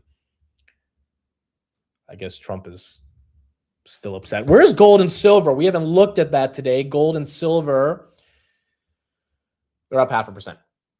Silver is up 1.3. Gold is up 0.5. All right, so nothing too crazy there. Timothy, thanks for the super chat. The upward pressure on oil will be long gone in 5 months. I hope you're right about that, but if it takes 5 months for this pressure on oil to be gone, I mean, that means we're going to see 5 months of, at least to some extent, rising prices, gas being the most obvious, and then the worst for all of us as investors, inflation. I mean, even if it's temporary, if inflation spikes, we're just not going to be easily getting a cut. And the worst thing is if Kevin Warsh, who wants to cut rates, gets into being the Fed chair, and unfortunately we have a war still going on by May, and you have oil prices spiking, he might not be able to convince the committee to cut. Like he doesn't have the unilateral decision on if we cut rates or not. He has to get majority support. And although he has some doves on his side, like Myron and Waller, he needs a majority of vote. And I don't know if he's going to be able to get the majority if inflation actually is ticking higher. Which is going to be a broader problem. Bloomberg right here. Iran's Revolutionary Guards target U.S. forces in the UAE airbase and on a local airbase in Kuwait. Iran's Revolutionary Guards target U.S. forces in the UAE and Kuwait. Okay. Looks like that is not necessarily getting better. Oh, we had Goolsby, who was just live. Doesn't seem like he is necessarily happy about this report either. Let's bring this up and see what he had to say about these job numbers. The inflation disturbingly high in non-tariff categories like services. I think we're still basically in that same spot. I remain hopeful / expecting that conditions will improve, that we'll start to see some progress on inflation, head us back to 2%. And by the end of this year, that we would be in a situation that we could commence our march back down to something like the settling point. We're not getting to 2% inflation. That is just a fantasy at this point. Here's what Chris Wright had to say about when there will be relief for people this morning. He's the U.S. Energy Secretary. These are all temporary. We're not getting, this is not change in policy. To that point, when will there be some relief for folks at the pump? Do we expect this to last weeks, or do you think, with the mitigation that the administration is putting in place right now, that we should see the gas prices start to come back down? Yeah, I think it's of order weeks. I would say in the worst case, but it's weeks, not months. And look, Iran has been an escalator of energy prices 47 years, the whole history of their regime. We've got a little bit of an interruption right now to finally put an end to their ability to wreak havoc, to kill Americans, and to terrorize their neighbors. Weeks, not months, is what the Energy Secretary is saying. Maybe that is going to be accurate, but the fact that it is weeks in and of itself is something that, well, I mean, people are going to have to be okay with that, at least for the time being. S&P getting a little bit of a green candle. Again, this thing stuck at 672 is significantly lower than where we were on Monday, but it at least is not below 670, which is important. Robinhood at 77. Broadcom, they had a great earnings. Broadcom absolutely crushed it. Absolutely crushed it. They deserve to be higher, in my opinion, and a little bit better of a macro. I think this thing's pushing 380. But great earnings, even without the OpenAI revenue coming in for 2026. Hawk Tan on the call said you should expect it in 2027. But they absolutely demolished the quarter. Tesla right there, 397. Google at 298. Meta, 641. That's still down 2.84%. Quantum names, are they getting a bit of a pump? A little bit. IONQ, that's at 36 as well. SoFi's Polymarket S&P inclusion spiked to 40%. Huh. You know, we never had these prediction markets to help us understand S&P inclusion, and they tend to be accurate. Yeah, SoFi's up there. Vertiv's at 68%. Vertiv almost looks like a lock-in to get in. Affirm's at 7%. MicroStrategy's at 1%. I don't think they're going to let MicroStrategy in, but Vertiv has a decent shot. Obviously, SoFi getting in would be very nice. Bro, I've been using ChatGPT 5.4. Claude has some competition. You know, I've heard a lot of other people say the same thing about this. Sam Altman said that Codex is now growing 25% week over week. Not year over year, month over month, but week over week, which is kind of crazy. And OpenAI also revealed that they're doing 25 billion in revenue. Anthropic's at 20 billion. So both of them growing like crazy. These companies are going to be doing hundreds of billions of revenue over the coming years. But that also is pretty good for the government, because if ChatGPT 5.4 is serious work for Claude's latest model, and the government, that's been so hesitant to replace Claude because it's been so vital to them, effectively is designating them as a supply chain risk and wants to replace them, maybe GPT has a relatively strong alternative. But, if they're actually going to be able to integrate with the government, that's the bigger question, I think, around OpenAI. SoFi right there, that's at 1850. Red Cat, that's catching the bid. Wow, 17% for Mr. Red Cat. Again, they are in the drone space, and it looks like drones are going to be more in demand. Ondas also flipping green. That's up 6.5%. Kratos is also up 1% as well. Rocket Lab just went green to 72. So the drone stocks all just got a bid almost simultaneously. Aero Environment, that's up 1%, which is nice to see. All your drone names right here getting some love. Ondas, Kratos, and Red Cat. Rocket Lab, which is not a drone play, but it kind of gets put into the bucket of space, defense, etc. That's up 3.2%. Then Palantir almost green as well. Redwire, yeah, actually all the space names getting it. Redwire, that's up 1.5. ASTS is up 3.5. Lunar is probably up on this. Yep, Lunar is up 3.2%. Broadcom just went green. I mean, once again, it's 10 a.m., 30 minutes in, boom, little reversal.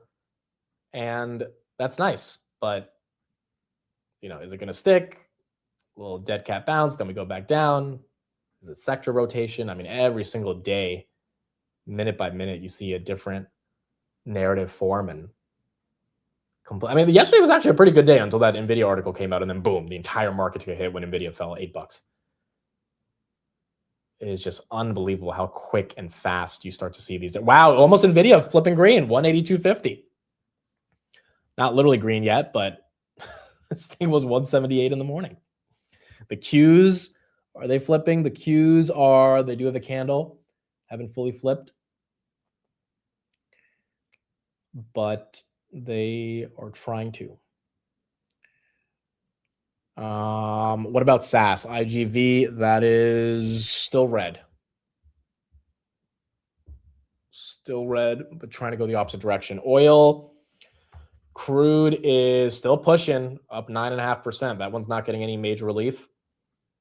But maybe you're seeing the markets pricing a little bit of that momentum. Looking at the option flow right now, we are seeing some pretty aggressive short-term NVIDIA calls. We're talking about March 190s get bid up in the millions.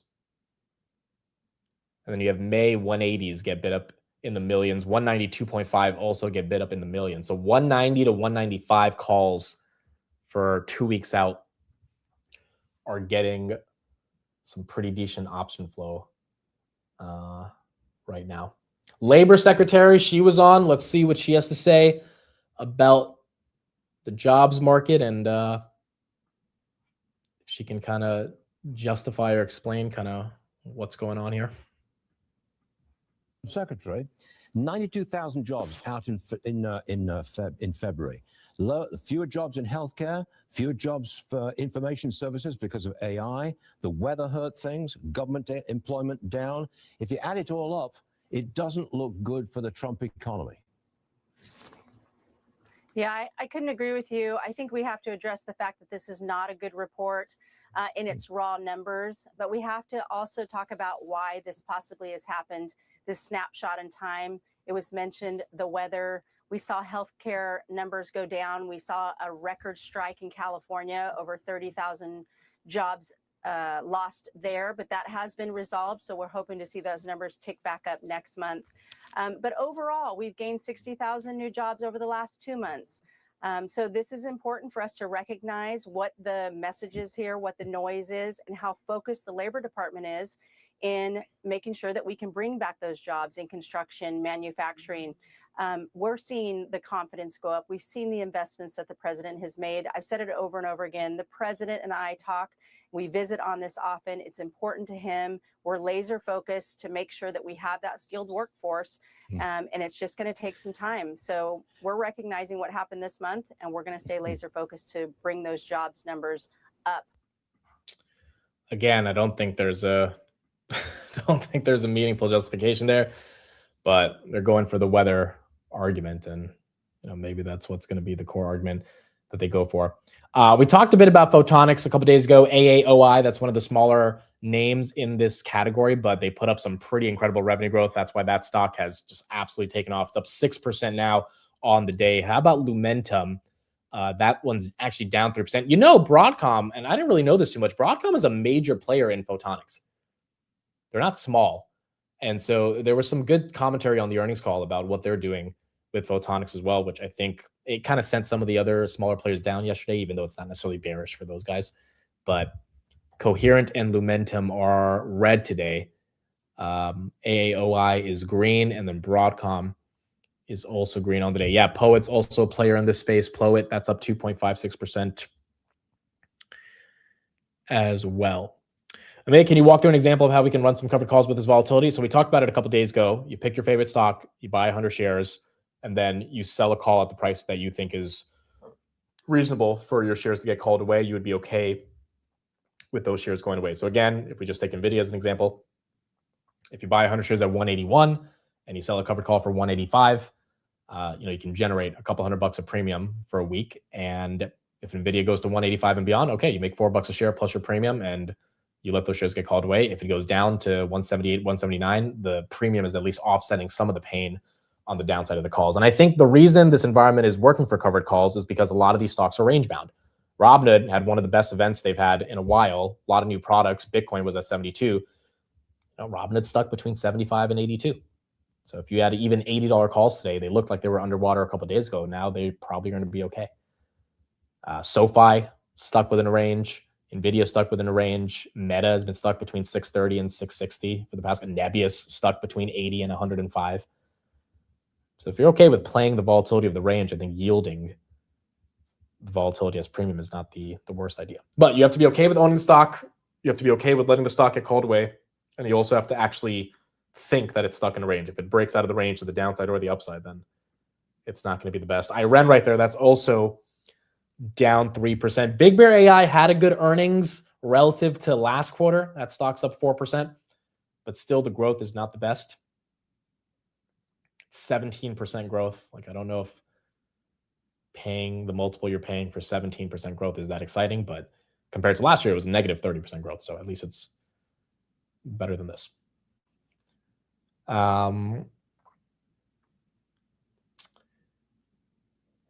Nebius covered calls are the best premiums. Yeah. But again, you're also taking a lot. I'm okay with taking less premium for giving up some of the volatility. Nebius has a lot of volatility. I think a name like NVIDIA has a little bit less volatility. So you want something to be volatile because that's what creates the premium, but you don't want to be erratic because then it's like very hard to kind of navigate it. And again, 2025 was not a market for covered calls because after April, we went bullish for 7 months in a row. Like we did not have a red month for 7 months. That's why it was a bit easier last year. And, you know, if you had a thesis, as long as the market was going up and your thesis was playing out, then you were making money. Things were going up. You were seeing those returns happen. Also, we had fell to pretty low levels after Liberation Day. But this time it's a bit different in terms of the choppiness and the geopolitical volatility that's contributing to all this. S&P, a little bounce, almost to 672, but still down. OSS, edge compute continues to be a really important theme in my opinion. This is the only small cap that I have at the moment. That's up 2.8% on the day. Broadcom at 335, still green. Rocket Lab getting some love right here, 72.40. That SpaceX IPO, folks, is going to be important for Rocket Lab.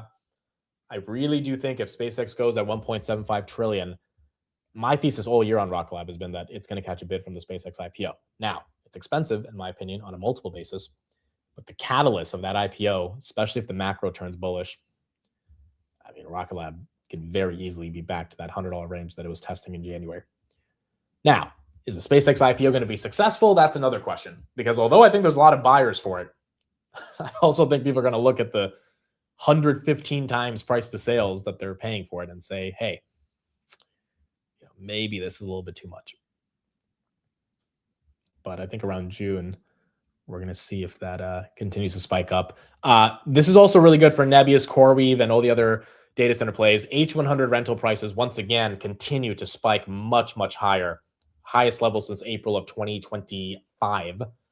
And so, you know, the hyperscalers were right on depreciating their assets on the GPUs from 2 years to 6 years because they're still useful. Years later, this H100 is still being bid up because there's so much demand for compute. So once again, it continues to kind of prove the broader narrative that we're not seeing that much weakness in regards to people caring about compute in general. By the way, you have Marvell that's trying to make a high of the day right here at 16% up, 88.40. The VIX has started to come down nicely. It was up 18%. Now it's only up 12%, which is why you're seeing some relief. 88.35 at that level. Great for CoreWeave. It was one of the biggest bear cases for them. Yeah. It's part of the reason why NVIDIA has such a big equity stake in them is because they need to backstop all the GPUs that might not be sold. But if people are buying 6-year-old GPUs, then CoreWeave has more than enough demand to be able to fulfill that. Rocket Lab covered call premiums are great while you wait as well. Yeah, Matt has talked about that for a while. I mean, Matt is making a killing off these covered calls because he has a massive position. And if it's range bound, you know, it's able to help. What would be the price of sales you want to pay for SpaceX? I don't know, but 115. Again, the company does 15 billion in revenue. You're paying 1.75 trillion. Like, I just can't get behind that, dude. Even if it pumps, I can't. I don't get it. I just don't get it. At some point, you have to ask yourself, all right, like, if they do 30 billion in revenue, is this going to go to 4 trillion? Like, because then a lot of people will be like, well, NVIDIA is doing 400 billion in revenue and they're worth 4 trillion. So it's, and that's a doubling of revenue, which is not that easy to do. It's not that easy to just double your revenue. So I don't think the valuation makes any sense at all. And the whole XAI acquisition is just, in my opinion, a way to try to justify it, but it still does not make sense. Having said that, it's not about the valuation. It's about a story, which is fair. I just think the easier story is a proxy like a Rocket Lab. Red Cat's up 20%. The drone's name's catching a massive bid here. Not sure exactly why. Look at VG about to go red. So energy selling off and shifting to drones, even though oil prices are spiking. But maybe oil prices spiking is the market's cue to sell off oil and to transition into defense stocks, because if oil prices are spiking, that means we're probably going to have some more military action. And, you know, maybe that could be the argument. By the way, the Red Cat CEO, I saw him tweet to someone, and he said, we are increasing production of all of our supply, which to me is him kind of implying that, you know, we are seeing more demand And as a result, maybe the stock market's also pricing that premium in for some of these drone stocks. Redwire right there, that's up 0.5%. ASTS is up 4% now on the day as well. Black Sky's up 3%. Yep, that's also true. I mean, why is Robinhood down after all the new products? Because Bitcoin's down. I think the new products, as amazing as they are not going to change the narrative around the crypto volatility around Robinhood. So unfortunately, I think that's why it's taking a hit. Intel, that's down 2.5. Micron, that's down 2. Synaptics getting hit this week pretty hard, down 2%. Apple's down 1.4. Then Archer down 2% as well.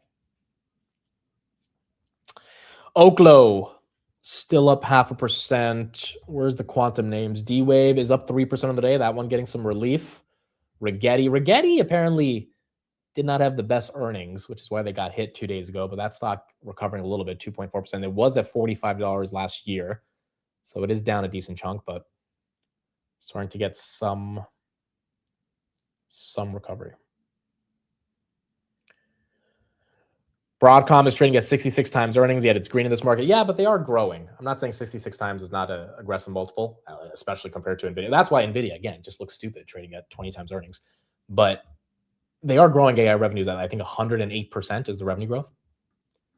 Like, investors can swallow a heavy PE if you give them a quantitative metric, like a growth story that they can get behind, that they're willing to pay more for, or you can give them a qualitative story that is so special. And with SpaceX, the story is data centers in space, going to Mars, the moon, Starlink, all this stuff probably will matter more than the valuation.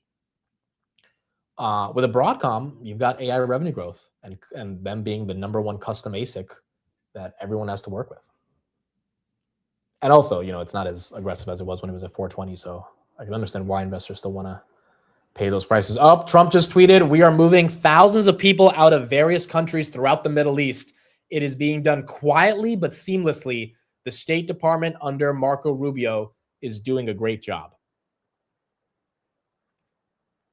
We are moving thousands of people of various countries throughout the Middle East.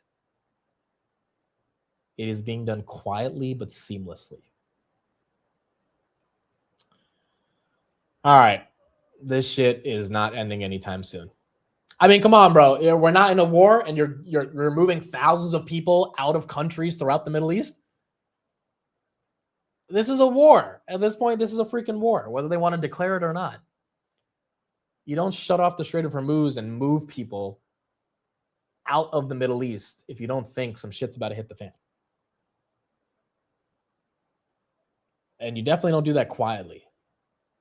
I mean, again, they're trying to paint this picture as like, hey, we're winning, everything's okay, it's working out, which I'm not saying that our military is not definitively putting pressure on Iran, but the chaos by proxy that it's causing is pretty freaking obvious. You just have to look at oil. And I wonder at what point do people start saying enough is enough? Marvell's up 19, Rocket Lab's up 6. That tweet from Trump, I think, is pumping the drone stocks even more because being done quietly but seamlessly is more of a dog whistle to, hey, shit's about to hit the fan. And I think that's why the drone stocks are catching a bid. ASTS, that's up 6%. Ondas up 10%. Kratos up 3%. Red Cat 22%. Yeah, that is the market rotating into defense right now. That's what it feels like. That is what it feels like.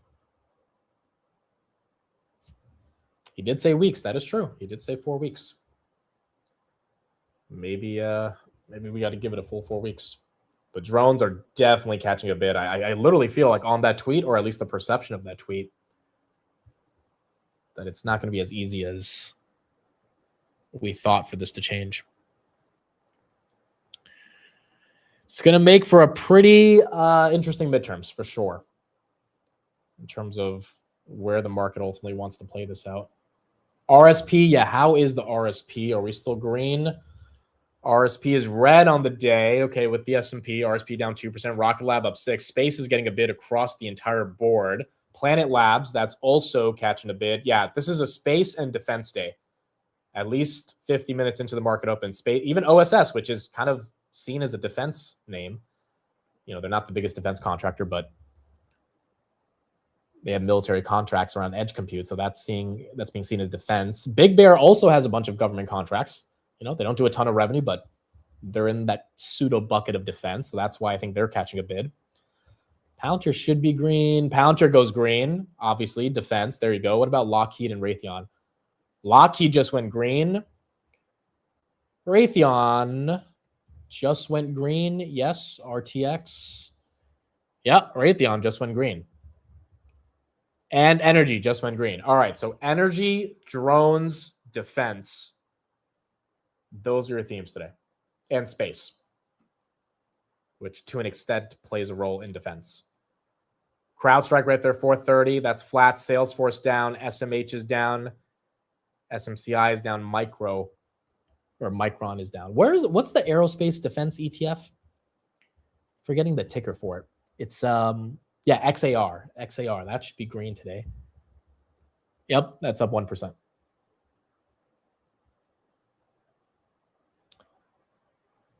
Yeah, so we talked about the congresswoman yesterday that bought a ton of Big Bear. Lisa McLean or something like that. Yeah, she bought as well. Defend, that's another one. Defend, that's up 1.28%. Silver just spiked to 3. It was only up 0.5. Yeah, silver literally just... Yeah, guys, I think this is kind of obvious right now. I don't know how long the trade lasts because this market moves so quick. But silver and gold, aerospace and defense, space, and then drones, and then energy all pumping together right after Trump tweets that we are moving people through the Middle East quietly. That has to be people hedging, especially over the weekend, more further intense military action. Like, it feels kind of obvious there. And I guess we're going to see how long the market continues to make it last. Fear and greed now at the lows of 3 months, 28 on fear and greed. We were at 29 this morning. We are now at 28. In terms of a slowdown in jobs, but this one really went negative. And I think that was a big surprise to people. And it shows you, where we've been over the last few months or so. It's been a sluggish environment for job creation. The unemployment rate goes up to 4.4%. And interestingly, the debate continues, Carl, about just how much of it is businesses not feeling in the mood to hire or just not enough supply of labor to hire because of the immigration crackdown and everything else going on. And the reason that debate rages on is because wages were really strong. They were up 0.4% average hourly earnings. And that was more than expected, 3.8% year on year. So better than expected, but also feeds into some concerns this morning around, and I hate this word, stagflation, right? Because job growth slowdown at the same time that you have inflationary pressure, the rising oil prices, big spike today, can't get away from that one. And then, higher wages and it makes you wonder where we're headed and what the Fed can do about it. Because typically the Fed would say, oh, we're not seeing job growth, let's cut rates. But not if they have to worry about inflation too. Yeah, that's a bit of a rock and a hard place. We've talked a lot about the degree to which the labor market is being supported by healthcare. And this shows you what happens when something goes wrong in healthcare, even if it's temporary, like a strike. Right. So the silver lining of all of this is it could be some temporary factors that are weighing on the job market. And you mentioned the strike. Healthcare went negative, down 28,000 jobs. And there definitely was commentary in there that for instance, the strike there was the Kaiser Permanente strike, there was some medical strikes that put people out of work in this sector of economy. So when you're talking about strikes and weather and that sort of thing, you hope that it might be temporary. The other sort of negative in there was manufacturing, which we've been watching very closely, and we had seen some signs of life lately, but that went down 12,000. Construction was negative, which was a little odd because there's been so much construction of data centers. So overall, it wasn't a great number, and I think it doesn't necessarily match up with what we've seen from the rest of the economic reports. Yesterday, we did right here, we were talking about how ADP private sector jobs were strong, and layoffs continue to remain historically low. So overall, 1 month does not a trend make. Let's see what happens, but it definitely will get the Fed's attention going in. Sarah definitely just had an emit moment. 1 month a trend does not make. Tell me she did not just have an emit moment right there, bro. About how ADP private sector jobs were strong, and layoffs continue to remain historically low. So overall, 1 month does not a trend make. I love it. She just got way hotter to me. That was great, bro. I love it. We need more of that from Sarah. We need so much more of that because I've had like 7 of those this morning. I think you can literally count. I've had 7 of those this morning. She's never looked better than that moment when she just said that sentence. I love it. That's great. RVI, is Robinhood Ventures open? It is open. It opens down 9%. It opens down 9%. 23. So I think the price was 25 for the IPO. It opens red. RVI. Let me know if anyone's buying this thing. The NAV is 25.31. And you're at 22.50. So open is red. I guess we got to give it time. And, first 10 seconds of seeing how this plays out. But for those that requested shares, if you got them at 25, then you are a little bit red on these. Again, I just think it's a crappy day to go public, unfortunately, as well, because of the macro. Again, do people really care about buying super speculative private names? And some of them are not speculative, like Stripe and Databricks, but some of them, like the Sonic Boom jet company they invested in, are. And you do that when you have excess capital, when you have a little bit more risk appetite, not when oil is spiking. So that might be a little bit of the macro headwind that Robinhood can't really control on this product at the moment. Palantir right there, 155. 155 on Palantir. RVI is the ticker.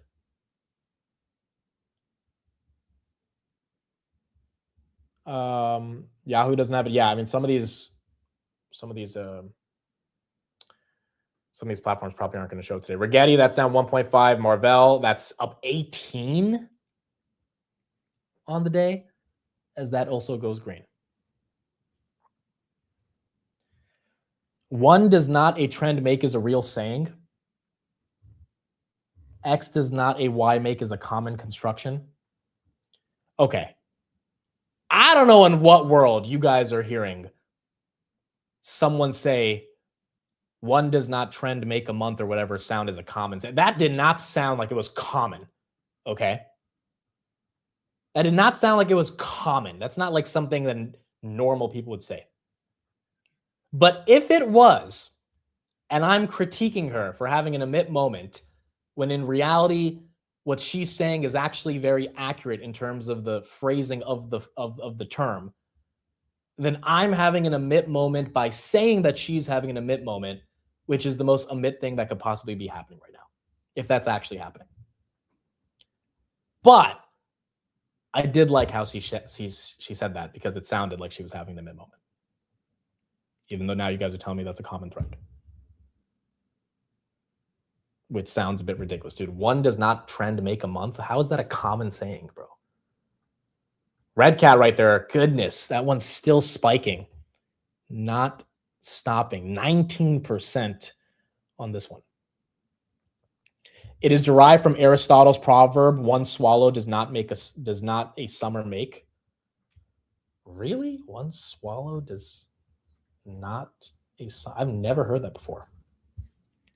One swallow does not make is a proverb meaning a single positive event or sign does not guarantee that a situation will improve or that a trend is starting. Well, okay. Gemini saying the quote is one swallow does not make a summer. Unless Aristotle's actual quote was what you guys are saying. But whatever. It sounded like an emit moment. Okay, where's the S&P? Are we at least at 672? Oh, we're above that, dude. 674. Look at that. We're getting a real spike right now. VIX is coming down. I put in the chat if you guys think SoFi gets into the S&P. We'll find out on the market close. The VIX is now only up 10%. It was up almost 22% in the morning. You have had 3 emit moments in the last minute, but that's why we watch. That's got to be a record, right? 3 in the last minute. It's a bit crazy. VIX is actually falling pretty heavy. If we can get back to 680 today, this will be a fun day. 674.40 on the S&P right now. House Republican leaders decided at their Florida retreat last weekend that they're going to pursue a second reconciliation package this year. Wow. That means get ready to turn on the money printer, folks. If they want to make more budget modifications through reconciliation, which is how, it's how we pass a lot of big bills in Congress. It's how we passed the CHIP Act. It's part of how we passed the Big Beautiful Bill. Then we're going to be spending a lot more money if we actually have more reconciliation. And reconciliation, you don't need 2/3 of Congress to agree to pass something. Tesla right there, 397. Google at 300. SoFi, 1875. SoFi almost at 19. Trade Desk, that one's still down 4.3. Dude, the Chamath stuff over the past couple of days has been ridiculous. And we talked about it yesterday, but basically someone called him out on the SPACs. And he said, I generated you capital losses. Did you use them yet? Someone was like, I lost all this money in your SPACs. And he was like, yeah, but I generated you capital losses. Essentially, he's saying, hey, you had losses against your gains. Like, did you use them? It was actually hilarious, but it was also such a douchebag moment. And then someone was like, respectfully, what type of answer is that? It's like beating the crap out of someone to ask, how are you liking your health insurance? Which is a hell of a response, because that's exactly what this is referencing. Because, just because you lose a lot of money and you can write it off on your taxes doesn't necessarily mean that it's fun to lose a lot of money. Anytime I've taken a tax loss and I've been able to use it against gains, it still sucks, even if you're paying less in taxes because you lost money. It's not fun, even if you're using the harvest. And then Chamath paid for some kid's daughter's college. And I went into the tweet that he quoted, and it sounds like a paid freaking advertisement. The guy he quoted said, a lot of people saw my replies to Chamath. I want to say I'm sorry. My replies weren't meant to cause drama. I respect what Chamath is doing. I ended up having a conversation with him. I want to thank Chamath for taking the time to talk with me. I mean, it sounds like he just got paid to tweet some positive PR about Chamath, and his daughter's got free college tuition out of it. It's just so... I think the solution to this is so simple. Just come out and say, yeah, I messed up with the SPACs. I'm sorry. I messed up. I shouldn't have done it. People will still be pissed at you, but if you apologize, you can move on from stuff. But trying to keep this ego elevated that you did nothing wrong when obviously everyone's like, hey, this was not cool. I don't know. It just looks weird. It doesn't easily resolve the moral qualm that people have with a lot of how this played out. IGV just went green. IGV just went green, 87.80. S&P at its highest of the day right here, 674.50. We are green. Vlad's on Bloomberg. He's really promoting RBI. Yeah, I mean, they're going to have to do a pretty big road show to get people to buy into this. And as much as I like the product, I just don't love the valuations that are in these names. But the people that want exposure, the product should be out there. And it makes sense that Robinhood is trying to get the product out there as well. Have to buy in the secondary market from employees and other shareholders. How do you do that? Yeah, so we've got an investment team. We're out there in Silicon Valley, banging on doors, meeting with companies. We're kind of in an interesting place because I think Robinhood is perhaps the only brokerage that has roots in Silicon Valley, and we're still actually close to the companies at the epicenter of innovation. Yet we also have 27 million retail customers.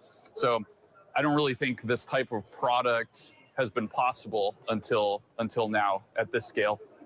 Democratization, I mean, kind of the reason that you cite for this, Vlad, it's at the core of Robinhood DNA. And I'm wondering if it's going to drive more products, or if you can tell us about other products that are aimed in the same direction. I mean, this is we view this as the next front in our mission to democratize finance for all. We're working to democratize private markets, and it's certainly not going to be done in one shot, right? This is going to be a long process. The good thing is if they can continue to improve the fund by getting other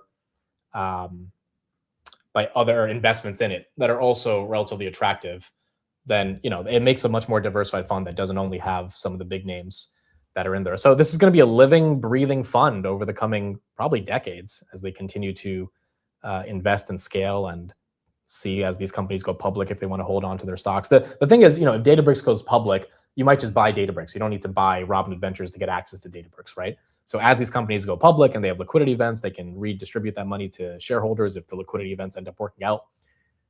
But the more and more companies that sign up for this, the better it is for their overall trajectory. Broadcom right there, 337. As that continues to go green. U.S. government has declined to refund tariffs the Supreme Court ruled illegal last month, as per the Financial Times, citing people familiar with the matter. Yeah, I don't know how the government's going to get away with not refunding, but the Supreme Court didn't explicitly say you have to refund. So, I mean, maybe there is some legal basis for them to say we don't need to do it immediately, because the Supreme Court literally said, hey, the refund process is going to be a mess, but we don't know how it's going to get done. And that could be the argument for why we're not doing it. But I do think they're going to get a lot of, unfortunately, lawsuits coming back and forth with them as well. Mick, how can I learn more about options? I'm putting the options 101 link in the chat. There's that video. It's 3 hours.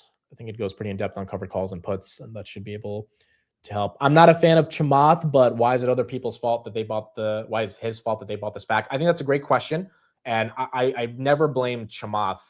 I don't really blame anyone for pitching an investment idea and then other people losing money because someone bought into their investment idea. Having said that, it's about the perception, right? So it's not legally Chamath's fault if you lost money on Clover Health, if he was on Bloomberg talking about it and you liked his analysis and you took a shot and bought it.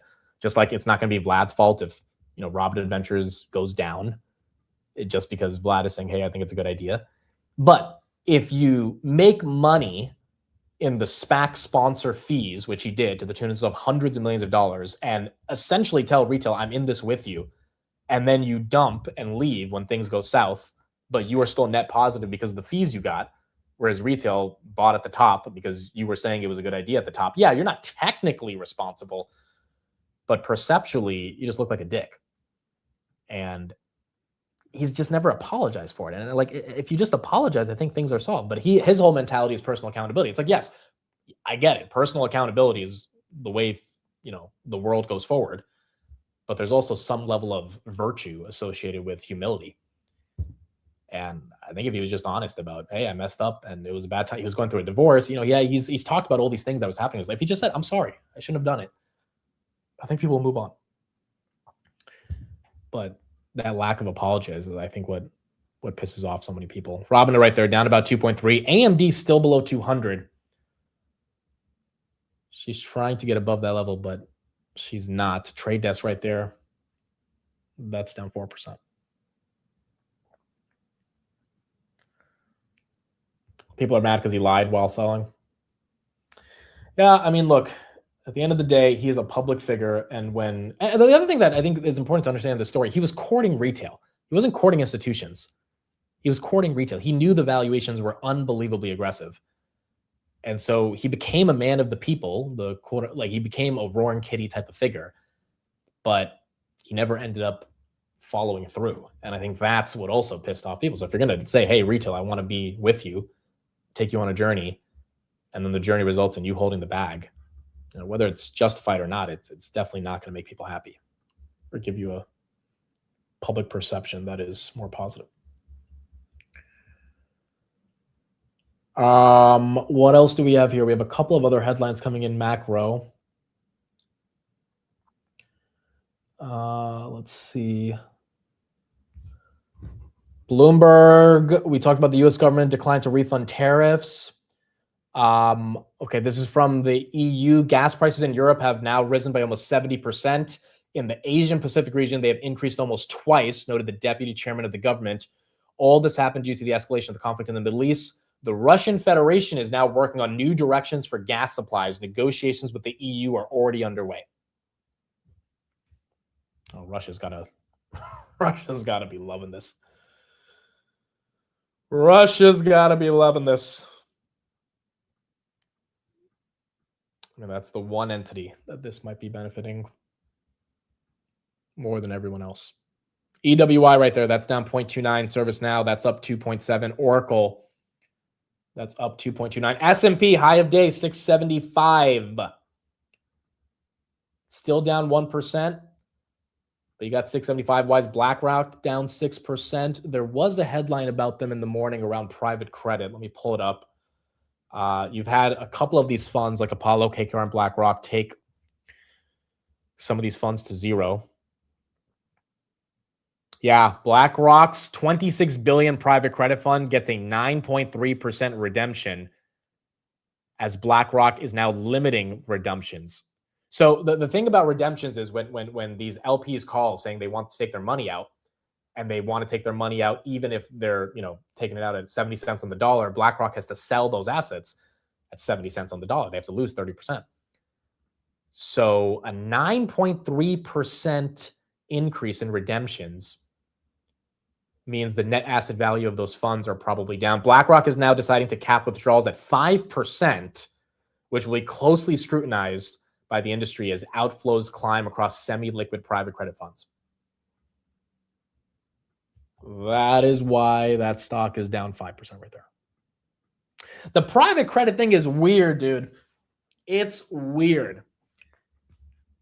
And I have not done as big of a deep dive as I need to do on it, but I feel like if you do a deep dive, you're just going to end up going down a rabbit hole that says private credit's a bubble. And I don't know if that necessarily means the stock market's a bubble. Like, I don't know if it's 2008 type of bubbles, but to say there's not some bubblicious behavior there feels naive. Does it take down the whole market with it? I don't think so, because again, in 2008, you had, average people's mortgages that were being collateralized and sold over and over again. That feels a little bit more intense than rich people losing some money on overvalued companies in 2020. But if they start dumping private credit to retail and have that spill into 401ks, that's when it starts to feel, and then, that starts to get hit in the regionals, which are also not as exposed to private credit as the big banks, but still exposed to it. I mean, things could get a little dicey. I don't think it causes some crazy crash, but those stocks definitely get hit with a bunch of red flags. Redwire right there, that's up 1%. Aero Environment, that's now going green, up 3%. Where does that money go then? To the public market? Well, if I have $100 million in BlackRock's fund and I just took out 10 million, I took out 10% in withdrawals, I either keep that in cash or I put that into something else.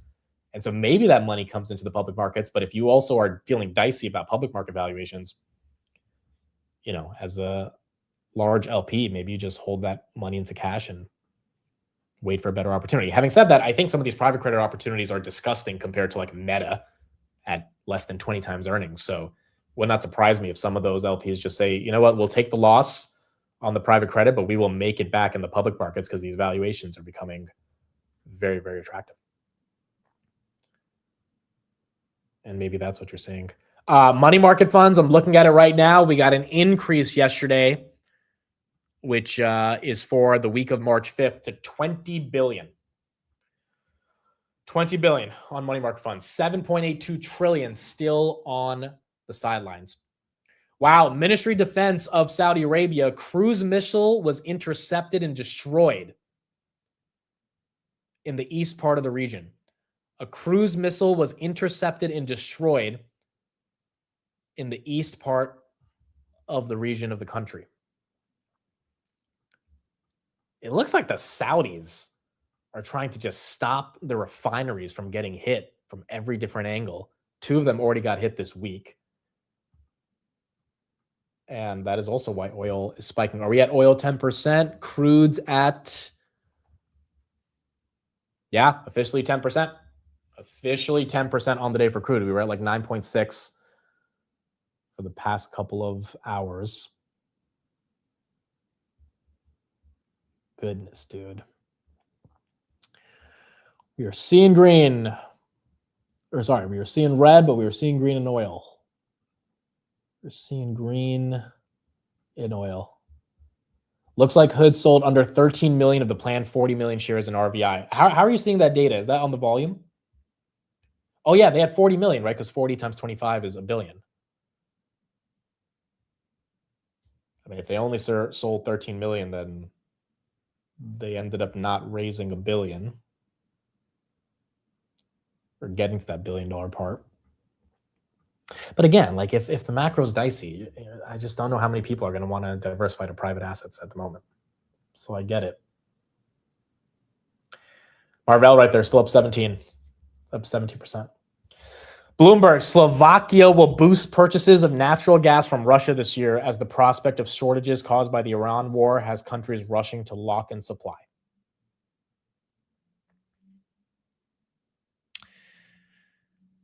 I don't like, I keep trying to run the headlines in my head over and over again, but this doesn't feel good.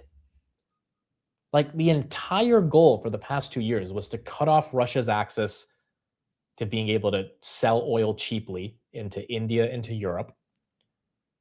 It was to try to stabilize the oil markets to the point where, you know, Trump was talking about gas prices would get below $2. Like, how is anything that's going on right now good for the oil market? Whether it's the Saudis trying to stop cruise missiles from intercepting refineries, whether it's Russia redirecting their LNG exports to India, whether it's Slovakia boosting purchases of natural gas from Russia, whether it's Iraq stopping a facility that produces 1.5 million barrels of oil a day, whether it's Kuwait saying that we don't have enough storage for the oil anymore, so we have to stop production. Like, how is any of this good for oil prices? And how is any of this good for affordability? Like, just being objective here. And then the justification is we need to free the Iranian people. Again, whether you agree with that or disagree with that, that is your political prerogative. I am objectively trying to analyze how much of the American people are going to buy into that argument. Oh, they were going to nuke us first. It's like, well, gas is at $5 a gallon right now, so maybe it would have been better getting nuked. I mean, I wonder how many people go through, because at the end of the day, like, nuclear war seems like such a like abstract threat that's just out there in the world, even though it's a very real thing. But the average person, if they're living paycheck to paycheck, they don't give a shit about nuclear war. I really wonder how people are going to act, and we're going to get more polling results of this next week, and we'll start to see if the American people are okay with this or not. And I think the other big thing they're going to be asking is how meaningful was this threat of nuclear war that we had to, like, how serious was it that of Iran getting a nuclear weapon that we have to do this right now? And that comes down to Trump being able to convince people that it was either now or never. It was either now or never. I mean, the average person, again, I don't think they're worried about nuclear war. I really don't. If you have financial freedom and some level of stability in your life, you might have the time to think about, oh, what happens if a nuclear war goes down? We need to take action for this. The average person, though, they're not worried about nuclear war. They're worried about affordability, especially if they voted for someone who specifically told them he was going to get prices down. If prices aren't, like, I feel like politics is really simple. It's like either deliver or you don't. If you don't deliver, people fade. If you do, they don't, especially if they don't have a meaningful reason for why, you know, you're doing what you're doing in the first place. Speaking of oil, let's get an update on this and see kind of some more coverage on why crude is pumping right now. Look at things like refined products, whether it's anything from chemical fertilizers, about 20 to 30% of which are also made in or around the Persian Gulf, things like jet fuel, or all the ingredients that go into gasoline. Gasoline is not just a barrel of oil refined. There's a lot of nasty chemicals that go into it. A lot of those things are made or shipped through Persian Gulf, Strait of Hormuz. Those are the things that we will likely hear about in coming days or weeks, depending, are starting to run out in specific places. And that is going to be the shock, and potentially, and again, ask you on this, what the economic shock may be, probably starting with poorer nations first, but then trickling its way up. Oil prices up another 9% right now. Yeah, and retail gas, Brian, I think 332 is AAA today, higher than any point of either of the Trump presidencies. I do want to get you on Kuwait and help viewers understand what it means to shut a well, because that's kind of a big deal. It's hard. I mean, it's not a faucet like at home. You have the water running, Carl, you turn the knob and it shuts off. I mean, it is a big deal to shut off oil and natural gas production. By the way, Qatar is offline because they, for a different reason, they got attacked by a drone or some sort of missile or projectile. That's 1/5 of global liquefied natural gas production that is currently offline. And by the way, natural gas is a major ingredient in things like plastics, roofing materials, etc. But to your point about shutting off production, it's not just hard to shut off, Carl. In some ways, it's harder to turn back on. Oil, it depends on the facility. You can turn it on and maybe in a couple days, you start to get oil coming back out. But Qatar has warned that it's going to take, 2 to 4 weeks, once they turn the facility back on to be able to not only produce natural gas, but then you have to freeze it. LNG is basically frozen natural gas. I think it's negative 179 degrees, something like that, whatever. Don't quote me on that. It takes a couple weeks to get the facility to a point where you can refreeze the gas.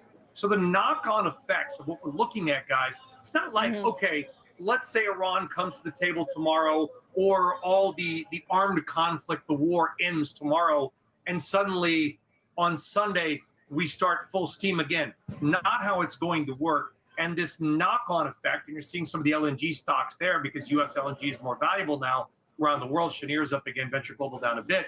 The knock-on effects, I don't think anybody, even as smart as John Hotsias and his whole team, are going to know exactly what they are. And now we are dumping once again. We just touched 675.90. We are right back at 672.57.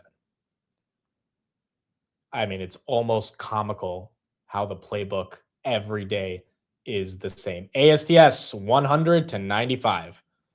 Ondas 11 to 1050. Kratos 89 to 87.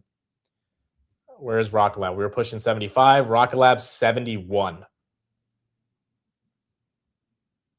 Dude, like, is this not funny? Like, it's just zero pumps have been something you can buy into because they get faded. But you can't short the dips because then they get a pump. Like, you cannot go short because we are going to go higher, and you cannot buy into the strength because we are then going to go lower. Every day for the past 5 months. I mean, again, the literal only thing I think you can do here is you trade them. So if you went short Rocket Lab 75 to 70, that's a good short. Make your money. If you went long Rocket Lab 70 to 75, you made $5. That's good money. Or you sell covered calls. I mean, like, you either have to trade it or yield the volatility, but there is no trend. 1053, boom. Everything just goes right back down. Adobe now red for the day. Bitcoin 68,348. This is the greatest options willing environment. I agree. I mean, I think I figured it out a couple of weeks ago. Not even like in any meaningful way. I just like started realizing the volatility when you looked at the IV week over week. You're like, oh, wait a second. This is stable. And as I've been running these calls, I'm like, all right, you can't get too upset if the stock goes up because it's going to come down. You can't get too scared if the stock goes down because it's going to rebound. I feel like this is one of the greatest environments for wheelers in a long time. I mean, the past 3 years have been super bullish, so it's hard to wheel when everything keeps going up. You can keep selling puts, but then again, the premium on it is not the best as things keep going green. It just looks like, and again, things could change because this is such a dynamic market and maybe we go super down or super up. But if we stay flat, this is an option seller's market. This is an option seller's market.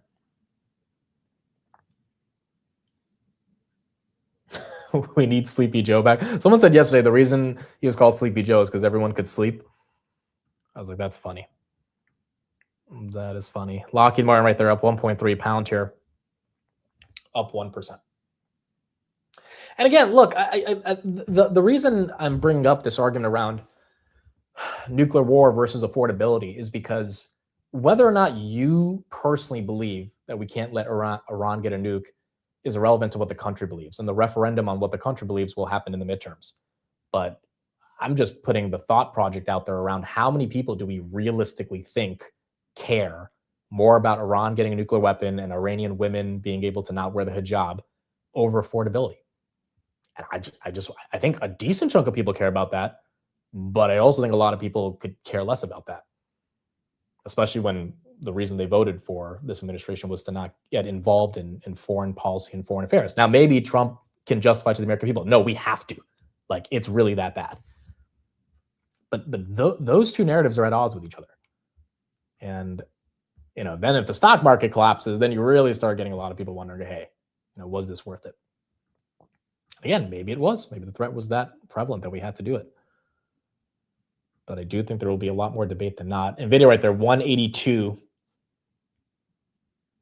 Basically flat on the day, but at 182. Bloomberg, Trump is set to host executives from top Pentagon contractors amid worries around depleting stockpiles as the war on Iran approaches the 1 week mark with no clear end in sight. Okay, that might be a little bit of a stretch on Bloomberg's part on the headline by saying, quote, amid worries around depleting stockpiles.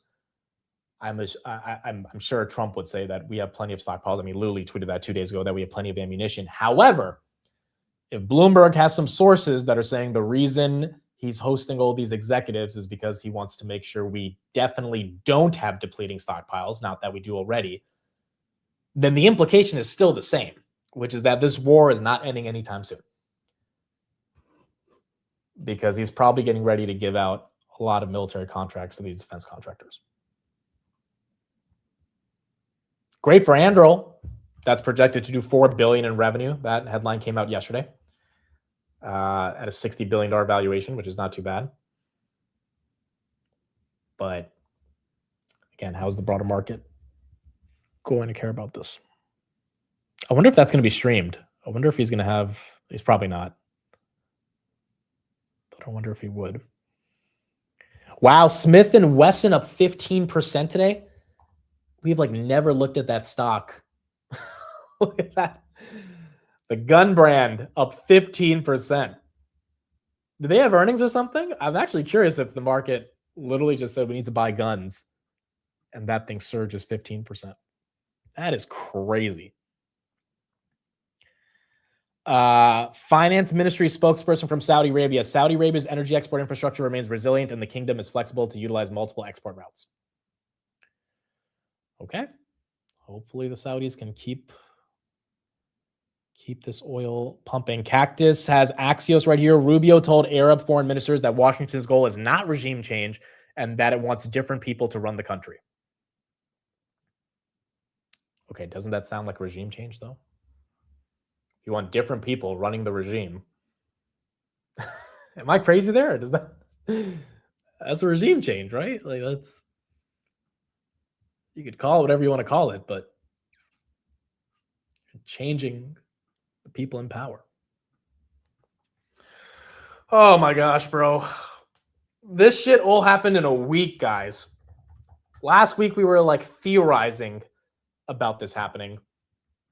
And now it happened. And now we're living through it. And the S&P is flat, basically. I mean, it's red, but like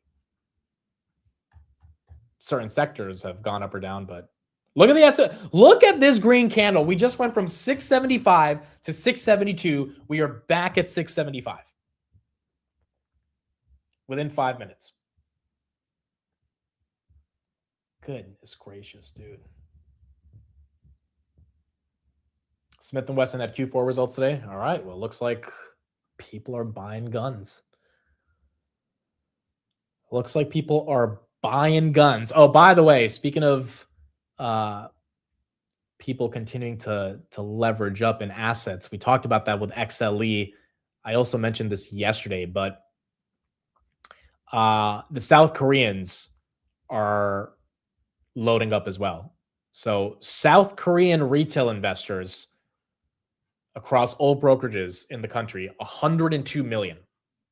102 million accounts. Margin has doubled to $21.8 billion. The United States has 1.3 trillion, so still a lot lower than the United States, but doubling is crazy. China's at 350 billion. And 1.5 million accounts were added in February alone in South Korea. I mean, the South Koreans are loading up, folks. Absolutely loading up. This is the largest increase we've seen in new users and accounts in a very long time in that part of the region. I mean, it reminds me, quite frankly, of 2020 with Robinhood. The last time you've seen that type of growth, Robinhood went from like 3 million accounts to 17 million accounts in like 8 months. That's how massive the implosion was of people wanting to trade. It kind of feels like that's happening in South Korea to an extent. The question is all that leverage good or not in the system?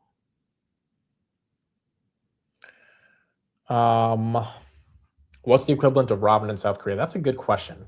I actually don't know. I have no idea.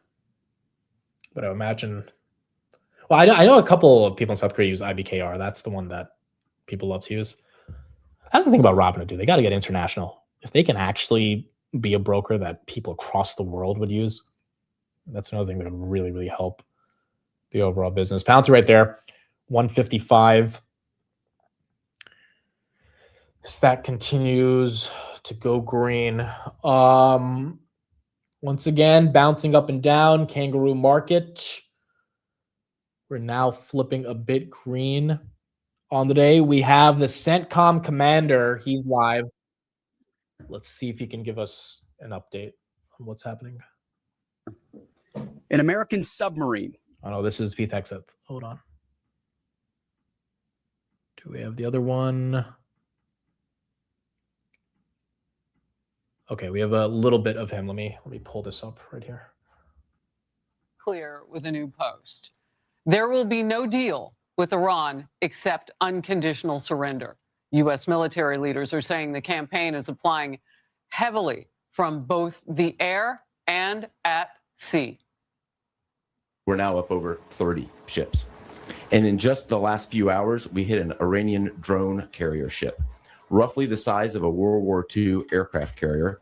And as we speak, it's on fire. Yesterday in the Indian Ocean, and we'll play it on the screen there. Yeah, we saw Hexeth yesterday basically making the argument that they sunk one of their ships as well. Let's get a bit more oil coverage here. With onshore storage tanks also quickly filling. JP Morgan saying today the market is, quote, shifting from pricing pure geopolitical risk to grappling with tangible operational disruption, or as Citi put it, when a wild card becomes the reality. There's now $17 billion worth of crude products and LNG cargoes trapped inside the Persian Gulf, according to Kepler, and product markets are getting tighter. Gasoline futures at a nearly 2-year high as the price at the pump hits $3.32 per gallon, with European diesel tracking for its largest weekly rise on record. TTF gas at $52.30. That is more than 5 times higher than Henry Hub in the U.S. Guys? We got the Department of War giving us some updates on Anthropic. Let's see what they're saying right here. And the trigger point was after the Maduro raid. One of their execs called Palantir, who we buy themselves through, and asked them, was our software used in that raid? Which is, by the way, classified information. Anyway, so we're trying to get classified information and implying that if there was used in that raid, that might violate their terms of service.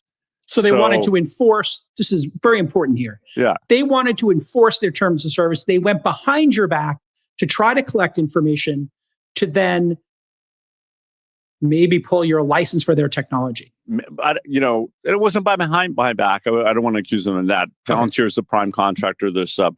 But it raised enough alarm with Palantir, who's got a trusted relationship with the department, to tell me, and I'm like, holy shit, what if this software went down, some guardrail kicked up, some refusal happened for the next fight like this one, and we left our people at risk? And so I went to Secretary Hexeth. I said this would happen, and that was like, dude, that's basically him admitting Karp called the government and said we might have an issue with Anthropic.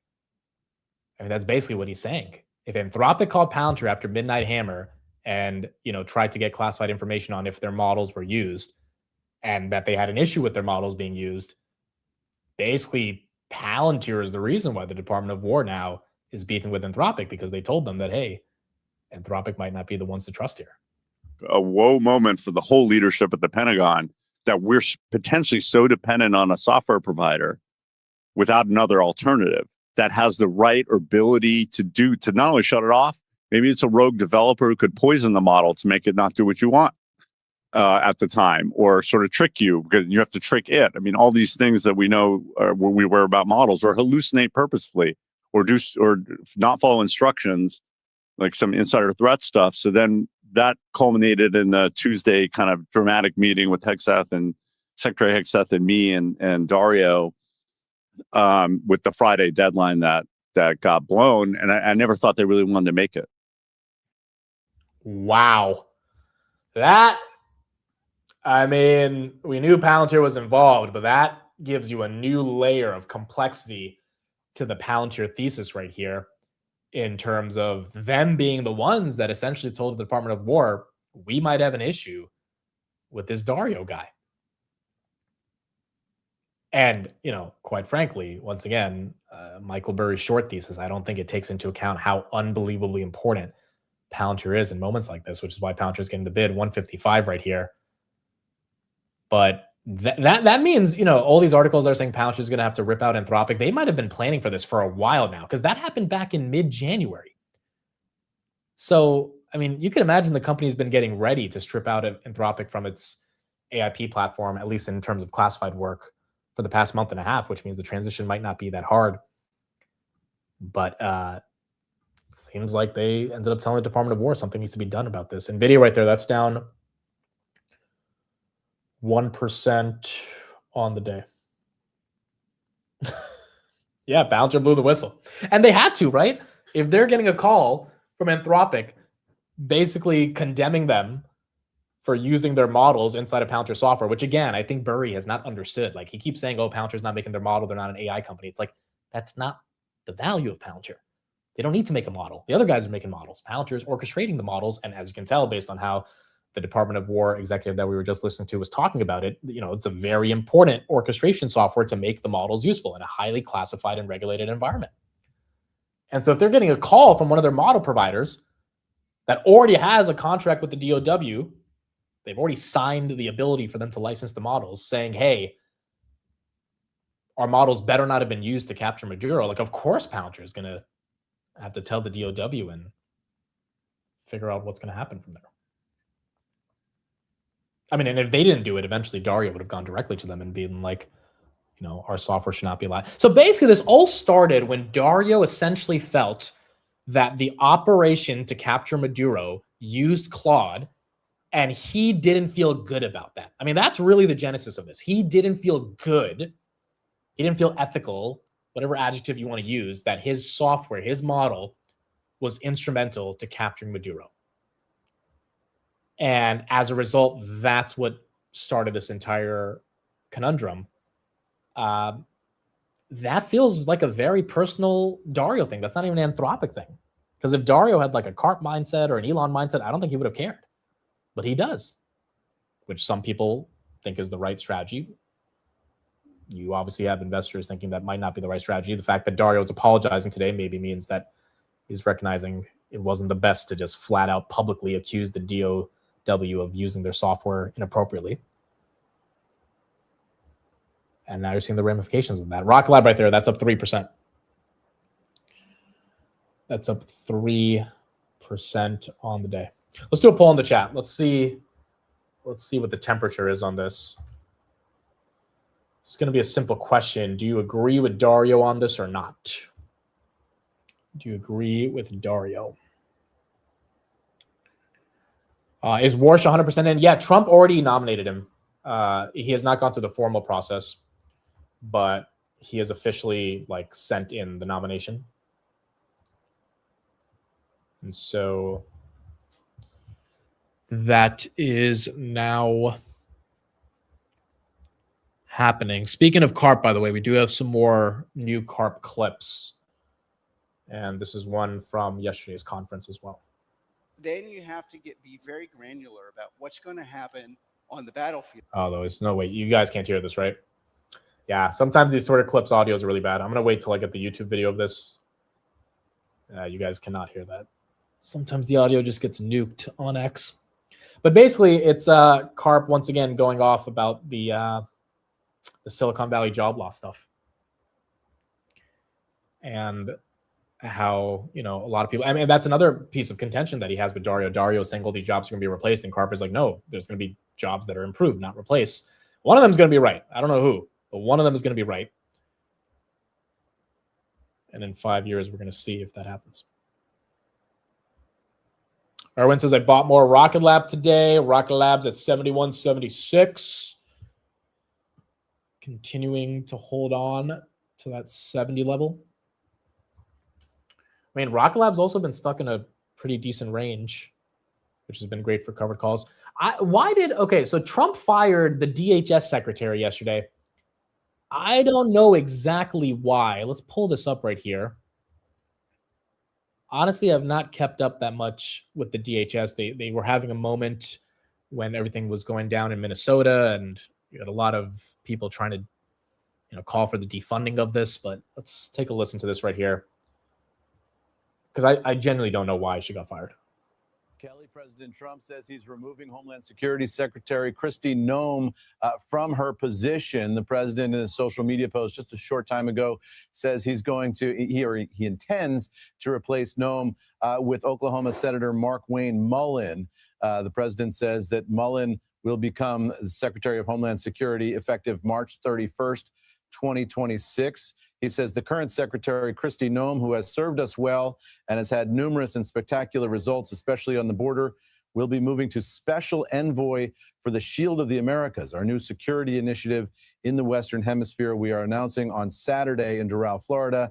I thank Kristi for her service at Homeland. The president here moving to remove Kristi Noem after a week in which she came under intense criticism, particularly up on Capitol Hill in a Senate hearing in which some Republicans and quite a few Democrats really attacked her on a whole host of issues, whether that's contracting at the Department of Homeland Security, her conduct in terms of expenses, airplane flights, and how she's spending money at the department, and also how she handled the killing of 2 American citizens in Minneapolis earlier this year. The president apparently has had enough of all of that and is moving on with Markwayne Mullin. That's a Senate-confirmed position, so eventually there will have to be Senate hearings for Markwayne Mullin to take that position on a full-time basis. But the president clearly signaling that Noem is out and Mullin is in.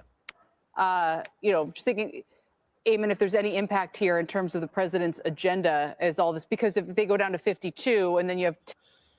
The other interesting thing about how it happened is he didn't literally say she's fired. She's just being downgraded to a position of basically no power, which is essentially like getting fired. But yeah, as he said, I mean, I would imagine what happened in Minnesota and the inability to really defend how the administration has been dealing with Department of Homeland Security, just from a PR perspective, is likely one of the reasons this got hit. Yeah, I mean, there's arguments about misspending on the budget and money not being allocated correctly. This is one of the first firing of the administration, right? It's one of the first high-profile fires. Because I remember the first term, he was firing left and right. So far in the second admin, I think she's the first big one that got fired. I don't think there's been any, or has there been someone else before her? Well, Alex Acosta, Labor Secretary, that was 2019. And that also had to do with the Epstein stuff, which was not the best.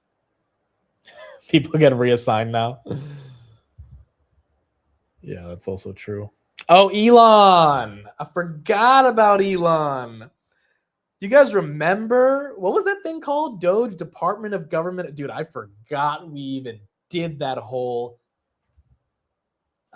charades, I guess, of acting like we were going to fix our spend. I was a defender of that. I was a defender of it. I publicly defended it. And again, I don't like taking political stances at all. I think with the various comments I've made throughout the past 2 weeks, I think some of you guys think I support the war. Some of you guys think I don't, which is good, because no one exactly knows where I stand, which is how it should be. But with Doge, I took a stance. I said, no, I support it. I absolutely support it. We need to stop corruption in the government. We need to clean things up. The idea sounded so novel. I mean, as an American, I was like, I am getting behind this. And then Trump unveiled the big, beautiful bill, and Elon was like, what the fuck is going on right now? You want to spend $7 trillion? Trump was like, yeah. Elon was like, but I thought we were supposed to cut spend. Trump was like, well, sometimes we need to stretch the truth a little bit. And that thing was done by May of last year. It lasted 4 months. And it was done. Remember when a bunch of teenagers working for Elon cut the funding to Sesame Street a year ago because America was on the verge of collapse? Dude, it was some of the stuff they cut like really did make sense. It was like, okay, we don't need to be paying McKinsey $20 million for like this stupid consulting stuff. And some of the stuff you had people wondering, why the hell are we cutting this stuff? But I mean, every day there, and then Tesla was tanking every day because Elon obviously wasn't involved in the company and he was stuck in Washington. That was just a mess for 5 to 7 months covering it. But I supported it. I really did support Doge.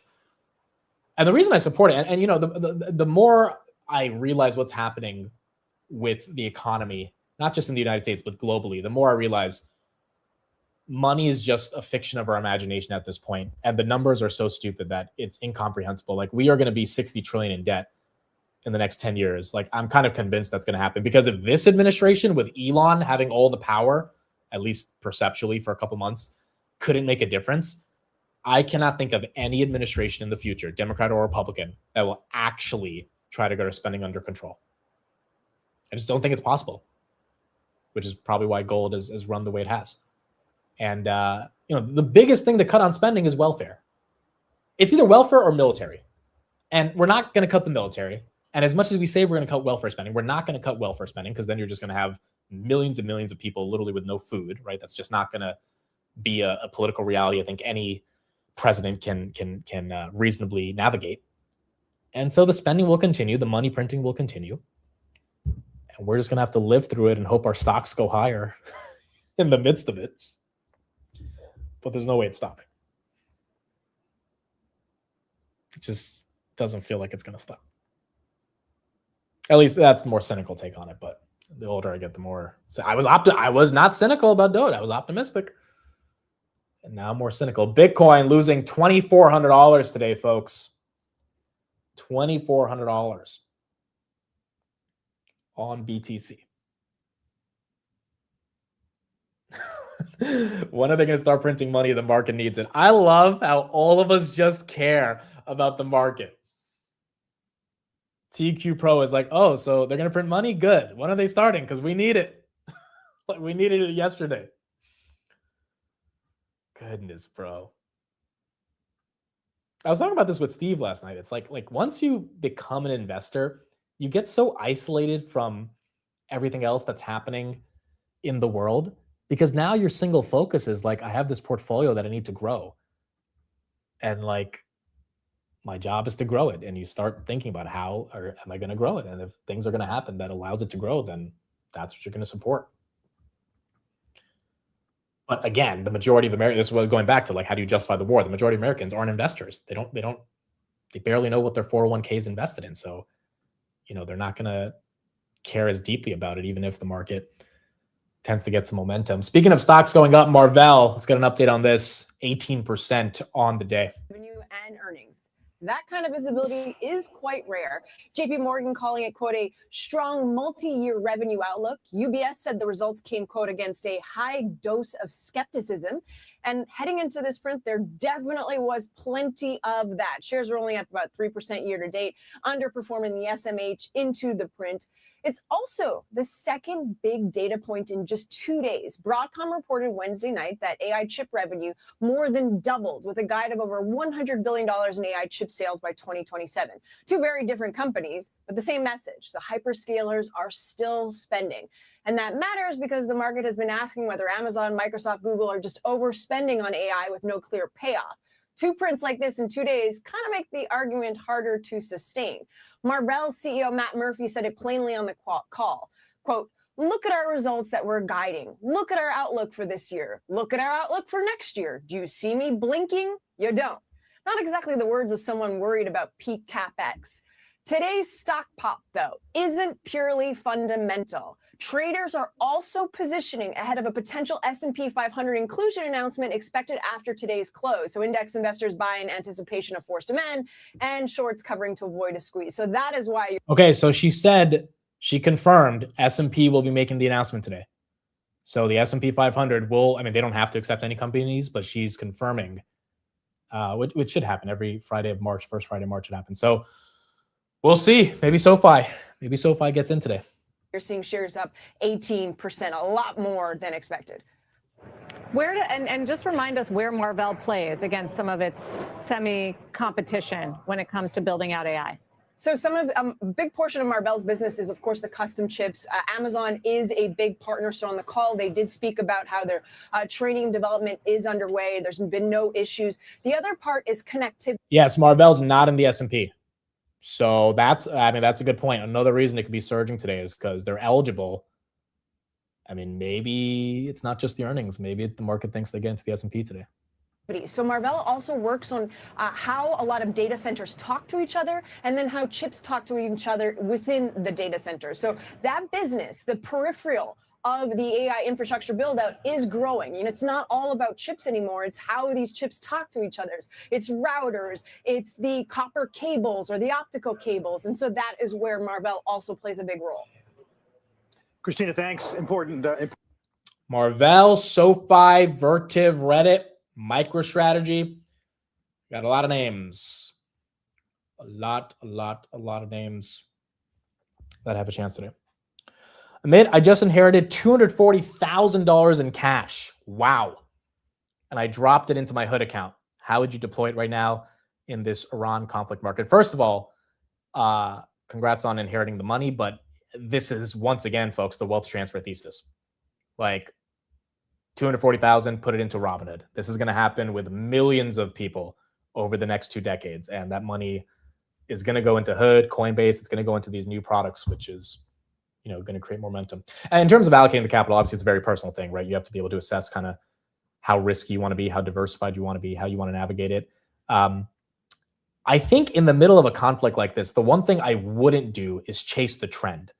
So, if that 240 is for active trading, it's a whole different paradigm than if that 240 is to compound and grow in a much more safe, diversified way. But I wouldn't just load up on Red Cat today because drones are up. Because Trump says one thing tomorrow, drones are down. Red Cat was up 22% during the day. Now it's up 12%. Tomorrow it could be up 5%, down 5%, right? I wouldn't just load into energy just because there might be a conflict that lasts longer. Like, I don't think chasing the trend here is easy. Because if it was easy, the trends would be more obvious. And every other day, the trend, VG was down 15% 2 days ago after going up 15%. VG today was up 7%. Now it's barely up 5 cents. So I think the one thing I wouldn't do with money is try to chase the trends. I would pick my favorite names, companies that I believe can be bigger than they are today, or 10 years from now than today. And I would buy into them. But I do think there are discounts in this market. And the easiest answer to this question is Max 7. Chris and I were talking about this yesterday. Chris is starting to get a lot more excited about Microsoft. That's green on the day. Like, these companies are the most important companies in the world. They're bigger than most countries. I know they're boring. Meta, Microsoft, Amazon, Nvidia. But they're growing and they're being treated as shitcos in their multiples. Like, it's not that crazy to sleep well at night just buying the NASDAQ or buying some of these names and being okay. So I think they're not. I would not put it in BM&R right now. I would not touch the crypto stuff at the moment. Again, these questions are very hard because it's all about personal allocation and what you want to do with the money. So there's no one response that can kind of navigate how to play this out. But honestly, and a good perspective on this as well is use AI. Like, ask ChatGPT, be like, hey, here's my risk tolerance, here's this, here's that. And as the robo advisors become more prevalent in investing, we'll get more automated advice. But I've asked ChatGPT so many questions about investing, and it's able to give you a holistic view. And then ultimately you determine how you got to navigate with it. I am mid-30s, high risk tolerance. I have 2,800 shares in Palantir, $70 cost average. I started investing at $8 due to you in the community. That's incredible. Congrats on that. And, Palantir at 150 right here means you're basically up double on that. Yeah, again, does it mean buy more Palantir? Well, Palantir has a very high multiple. So, do you want to hold on to all Palantir over the next 10 years, even with the stock trading at a high multiple, knowing it's susceptible to a macro downturn? Maybe, maybe not. Or do you want to ride the geopolitical wave? My philosophy over the past couple of weeks, I think I've been saying this over and over again.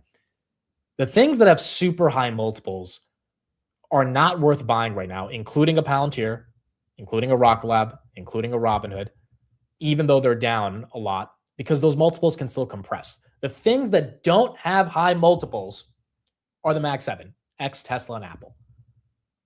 And it's so simple to be like, the greatest companies on the planet, without taking that much risk, will probably be around in 5-10 years without having massive corrections, because Microsoft's in a bear market, down 20% for the year.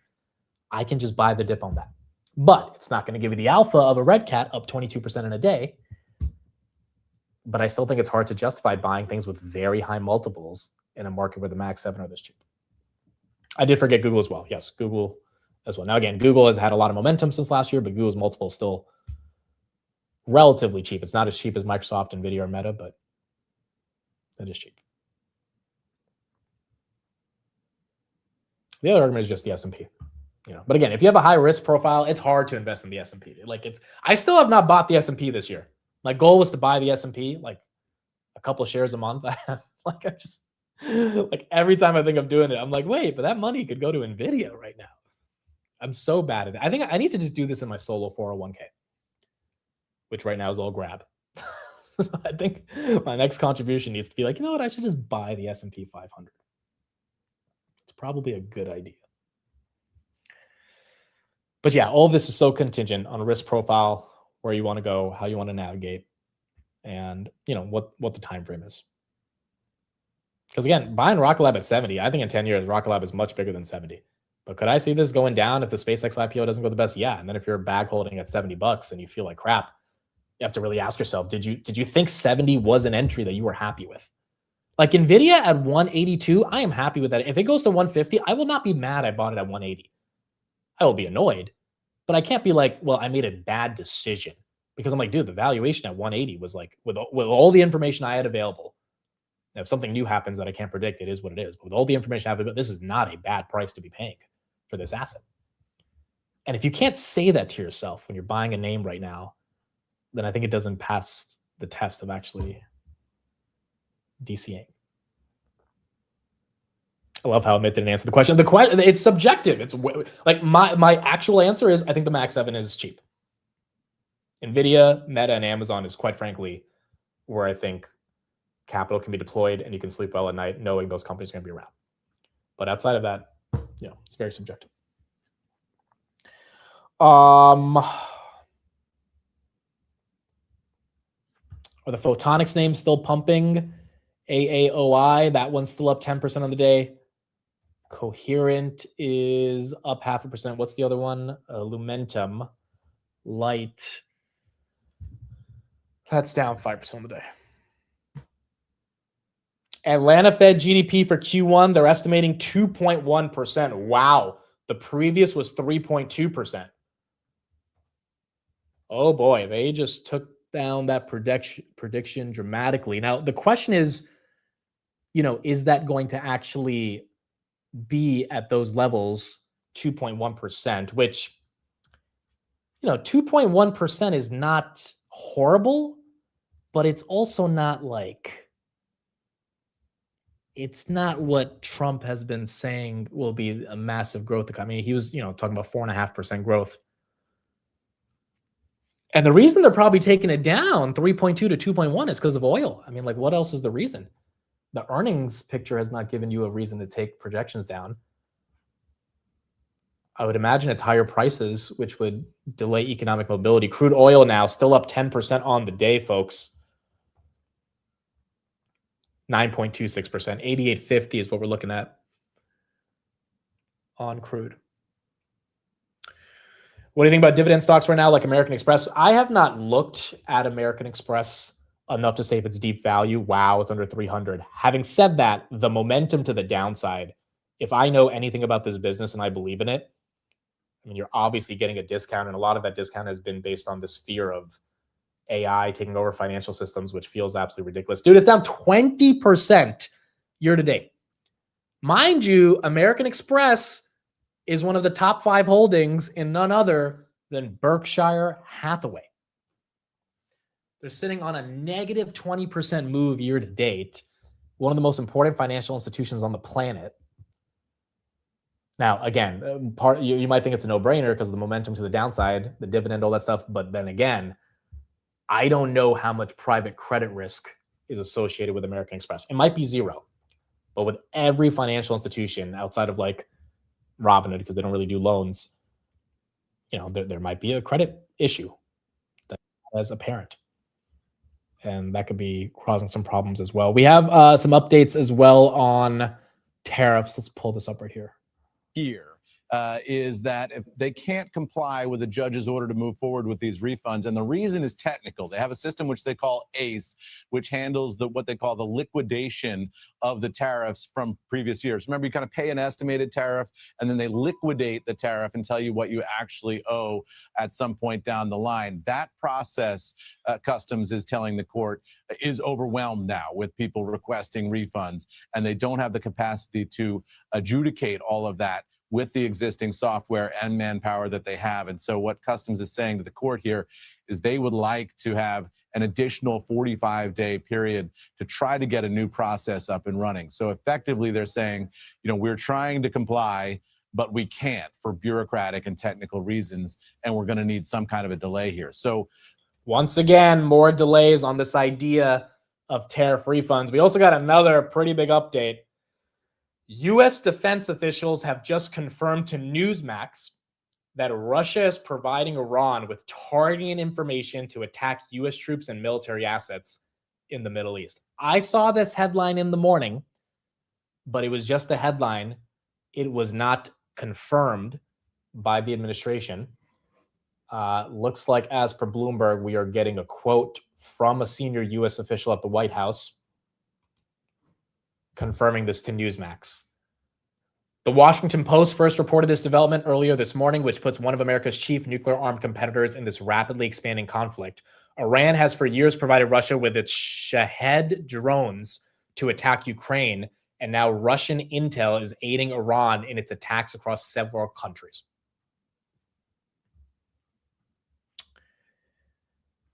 Yeah, I don't think Trump's going to be happy with Putin now that this is being confirmed. Dude, see, this is where things actually get kind of scary, because we don't want another nuclear power getting involved with this shit. Definitely not helping the other side, especially when they're already fighting another war in Ukraine. Like, it's just a mess. It's just absolutely a mess.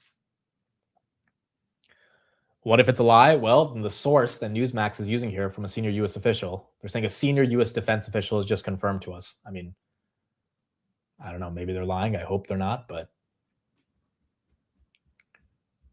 or if the U.S. defense official is lying about that, but I don't think they have the incentive to do that. That's only going to make U.S.-Russia relations worse. It is a little ugly. A little ugly. S&P now going right back down, 673. Still down 1%. For everyone saying you voted for this, first of all, you don't know who I voted for. So you don't know if I voted for this or not. Maybe I did. Maybe I didn't. It's the beautiful thing about this country. Everyone has a vote, and you don't have to say who you voted for. So maybe it's my fault. Maybe it's not. But no one will ever find out. And for the people that think they know, you might not. You might actually not. For people like, oh, it's so obvious who we voted for. It's like, is it? Is it actually that obvious? You know, it reminds me of when I did debate in high school, and like, after the debate round, like you and your opponent, you're playing these mind games with each other, and you're just looking back and forth. You're looking at the judge. The judge is taking their time to write up their decision. And in your head, you're like, I definitely won this. There's no way I didn't win this round. They're like, what if they said this and the judge was convinced by this or that? Now, I ended up winning a majority of my rounds because, I mean, come on now. But, in general, those rounds that I lost, like if I lost, I legit knew I lost before I lost. I'd be like, yep, I lost. It wouldn't be a surprise. The few times I lost that I was surprised around, I was pissed. I mean, I was pissed. Like, I wanted to throw a chair type of pissed. I never did anything like that. But it would be like, really? Like, That's why you voted against me. And so sometimes you just never know. You just never know. Mitt wrote his own name on the ballot. Admit this sounds like an interstrangled story. Dude, that is a good freaking word. Okay. I think I was trying to say intersecting, but I ended up saying interstrangled. I just Googled it. Yeah, that word doesn't exist. So we just created that word today. However, a word called intertangle does exist. Oh, maybe I was trying to say intertangle. So intertangle means intertwined, which is really the essence of what I was trying to say. I ended up saying interstrangled. Intertangled is a word, folks. That's what I was trying to say. Intertangled. And they voted for CARP. Yes, exactly. That's what happened. But the point is, I hate that argument too. Like, oh, you voted for this. It's like, you don't know if Harris wouldn't have gotten us to a war or not. You don't know the counterfactual. Like, what if things got really bad and we ended up going into a war with Harris? Remember, she was campaigning with her you know who was her number one security foreign policy advisor? Liz Cheney. If anyone knows anything about Dick and Liz Cheney, I mean, we didn't necessarily have a non-interventionist regime when they were advising the country. So, like, obviously things could have gone south with her as well, but we'll never know. And this is the environment we're living in right now. Okay, Moran's on right now. Let's see. Tell everybody why we need to once again get these rate cuts. Monetary policy, and a lot of people think it's just lack of immigration and it's a supply problem, which is why we're not seeing job growth. So if that were the case, if it were negative supply shocks like immigration driving the jobs numbers, I would expect to see the Americans who are the closest substitutes for immigrants having very, very hot, the hottest job markets. Instead, you see pockets of slack in the labor market are in younger folks and folks without college degrees. And that to me tells me that it's labor demand, not labor supply, meaning monetary policy is too tight. Meaning what? Businesses are in worse shape than we think? Meaning that they're not hiring enough, not necessarily that they're in worse shape, but that labor demand is not strong enough because monetary policy is too tight. I think we're chasing this fake inflation of portfolio management fees that I've been talking about for months. It's not just portfolio management fees. I mean, first of all, today with Brent crude at $91 a barrel, there's an oil price shock. No, it's not just portfolio management fees, but on a backward-looking basis, that's about 0.4% of core inflation on an annual basis. And yes, oil prices have moved higher. We have to see what happens. But typically, the Federal Reserve doesn't respond to higher oil prices like that. It boosts headline inflation, but it tends to be a one-off shock. And when you think about core inflation, it tends to be more predictive of where inflation is going over the medium term than headline inflation. And if anything, it slightly weighs on core inflation because it pulls demand out of the economy as people have to spend more on energy products. And so if anything, I'm hesitant to react to what's going on in oil until we know more. But if anything, it biases me toward even more dovish policy. I think that's the standard Federal Reserve reaction function. We had a discussion this morning about whether this jobs print is giving us incremental clues about displacement through technology, right? Did you see any of that? And if you did, can policy help? So, again, I'm hesitant to draw too much inference from any single print. I do think you see some of that in the data over recent months, and it relates to entry-level positions, like I was discussing a few moments ago. It's the folks who are entering the job market for the first time that are bearing the brunt of that. And to me, that's in a very standard, classic textbook way, exactly the type of unemployment that the central bank is equipped to help accommodate with looser monetary policy.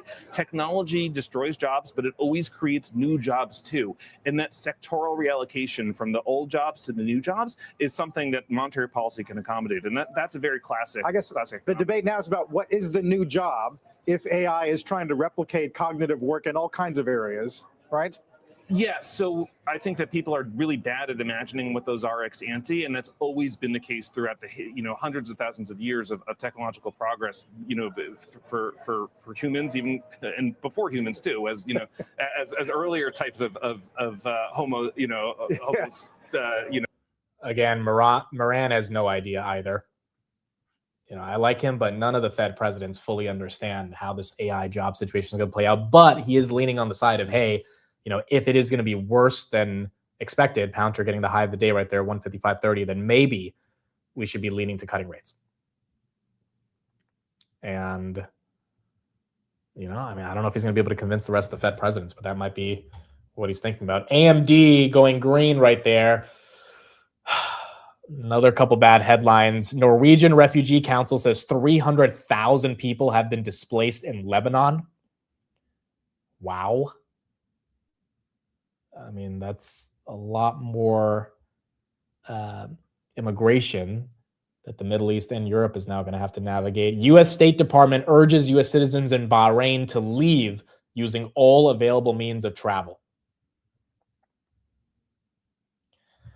Goodness, dude. It's like every hour, either something about oil refineries, something about a foreign ministry, something about a U.S. embassy, or something about the general flow of immigration and people leaving is becoming essentially a headline that dictates the trajectory of the war, which is likely continuing to go through. NVIDIA right there down 1% on the day.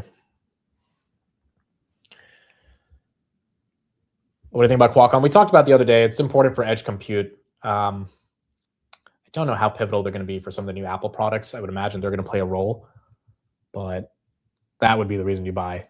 You think edge compute and their chips in particular around that thematic is what's going to be the most important. Where are they going? Well, that's a good question. I don't think anyone knows.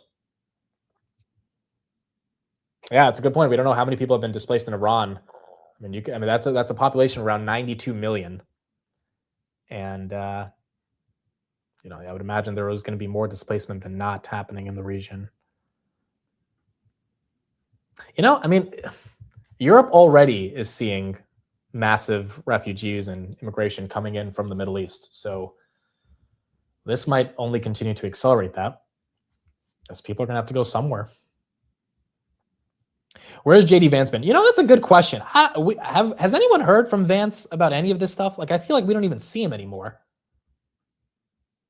I know Trump gave him some new role as like heading the Department of Fraud or something. That was announced a couple weeks ago, and I think he gave one speech about that, and I have no idea what the hell that even is. Broadcom right there at 340. But legit, we have not heard from him in so long. Or at least I haven't seen videos of him like really explaining the logic behind the war. Wow, Bloomberg, California gas prices could possibly surge above $8 per gallon, lawmakers and industry experts warn.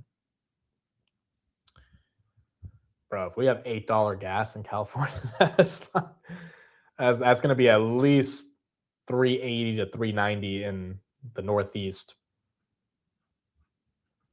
I don't think, by the way, I don't know if you have a Tesla, if you get out of that conundrum, because like, yes, Teslas don't have to deal with gas prices, but if general energy prices start going up, you still have to pay when you charge your Tesla at a supercharger. And to be honest, it's roughly the same cost of gas. It's not that you don't save that much money. You don't buy the Tesla to save on gas. You buy it because of, in my opinion, FSD. But just, and in general, grid prices might go up a little bit more as well if oil prices are going up. So it could affect Teslas. Yeah, unless you have solar and that is baked in. If you charge at home, it's a different question. Charging at home actually, because I've noticed that now it takes a lot longer to charge it at home, but that does neutralize the cost.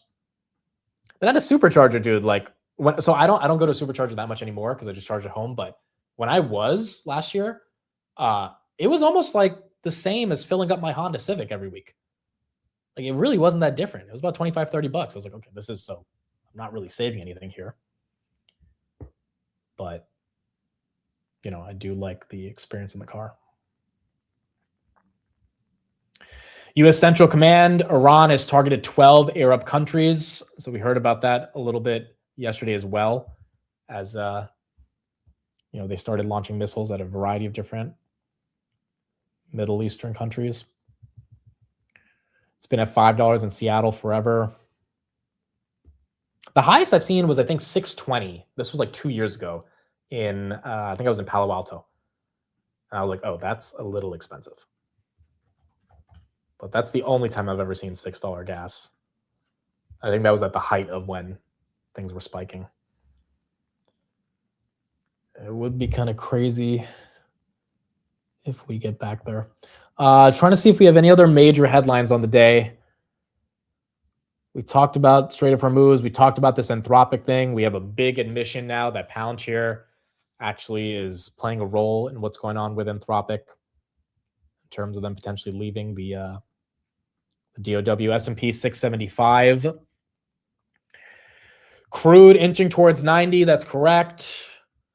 WTI is at 89.20. 10.1% on the day. Energy is catching a little bit of a bid. XLE is not really getting pumped heavy, though. Marvell, again, they could potentially get into the S&P today, along with Reddit, Vertiv, and SoFi. I wish YouTube would let us share memes in the chat. There are some bangers out there. There are some banger memes. The memes that are, I mean, there's so many themes of memes that are funny, but like Rubio being in charge of everything, I think has been one of the funniest ones. Like Rubio's the new supreme leader of Iran, or Rubio's in charge of Anthropic. Like those are absolutely hilarious. And there's so many other different categories of memes that we have. But the memes don't make up for how ugly this situation could get. U.S. Central Command, Iran's attacks on Bahrain will not go unanswered. Okay, so now we're going to attack Iran because they attacked Bahrain. Cool. Looks like we're going to have to attack them to get revenge on all the other attacks they've been doing. This is wild, bro. Absolutely freaking wild. Mitt, do you see interest rates coming down impacting Hood material revenue risk? Yeah, so that's a good point. If interest rates come down and we don't have trading volumes go up, then yes, Hood will have a pretty big hit to net interest revenues, which is, again, another reason why Hood's in a little bit of a tough spot right now.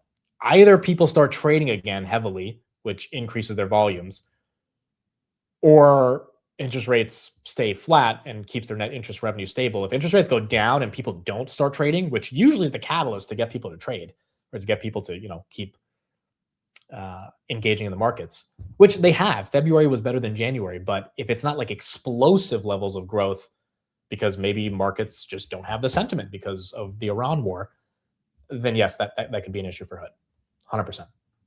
Now, I think they can hedge that with a variety of different things they're doing. I still think it's more tailored towards Bitcoin. But right now it's just stuck in a weird spot. You don't really have momentum in the markets. You have certain sectors that are catching a bid, but a lot of those sectors aren't really risk-on assets. And when risk-on assets do catch a bid, the next day they go red, and then they go up, and then they go down. So you can't really get a trend of people actively buying into it. Now, margin debt is still pretty high, which is good for Hood, and people are likely borrowing to keep buying, but that sort of explosive bull market that happened over the past 2 years, you're not seeing that yet. That could potentially create a bit of a headwind. Just made a custodial account for my son on Robinhood. I love it. That's awesome. Yeah, see, the family stuff is good, but again, that stuff's going to impact Hood 5 years from now. It's not going to impact them next quarter.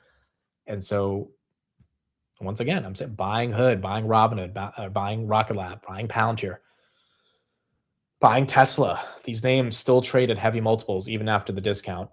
And if they can't put up earnings growth and market sentiment's not in the right spot, they might just not move for a while. And then they don't trade at Mag 7 discounts, even if they're growing slightly faster. Some of them growing a lot more faster, but Robinhood just did 27% growth. NVIDIA just did 70% growth, So that is the only difference with these names. But Palantir does have the tailwind of being perceived as like the winner when it comes to war, which it looks like she's about to break 156 right here, which would be pretty nice to see. Broadcom also, catching a bid. That's up. Palantir 156 resistance, 25,000 shares. Not a lot. Not a lot. Wow, Marvell, 20%. Let me know in the chat if you own this one. Congrats. $15 on the day. Even if you took it as a swing yesterday. That's also green.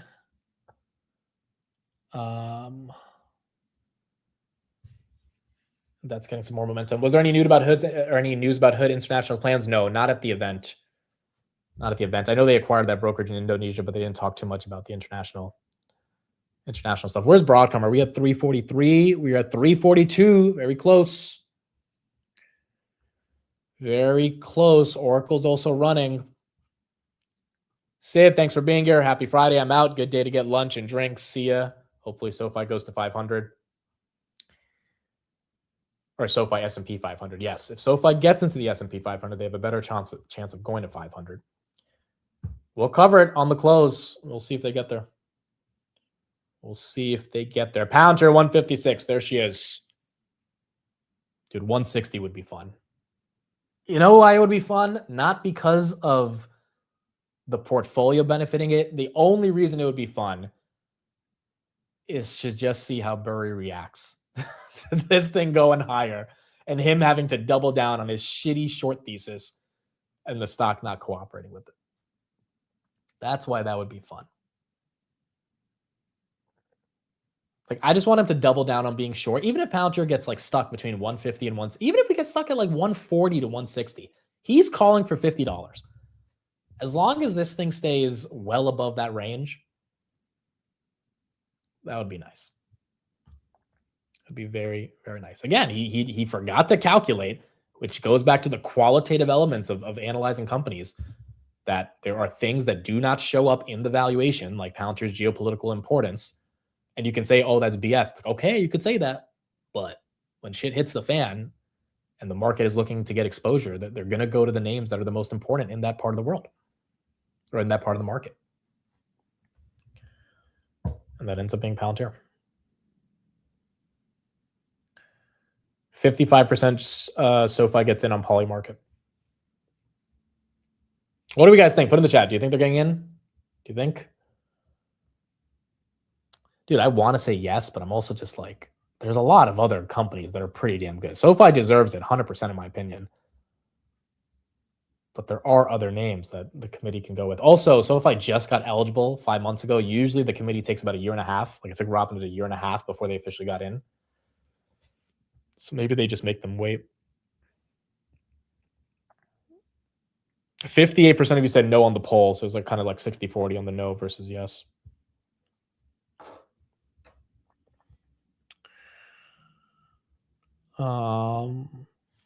Lionsgate up 9%. Paramount. Yeah, that's also up on the day. Oh, the Netflix thing. We didn't talk about that, dude. Netflix bought freaking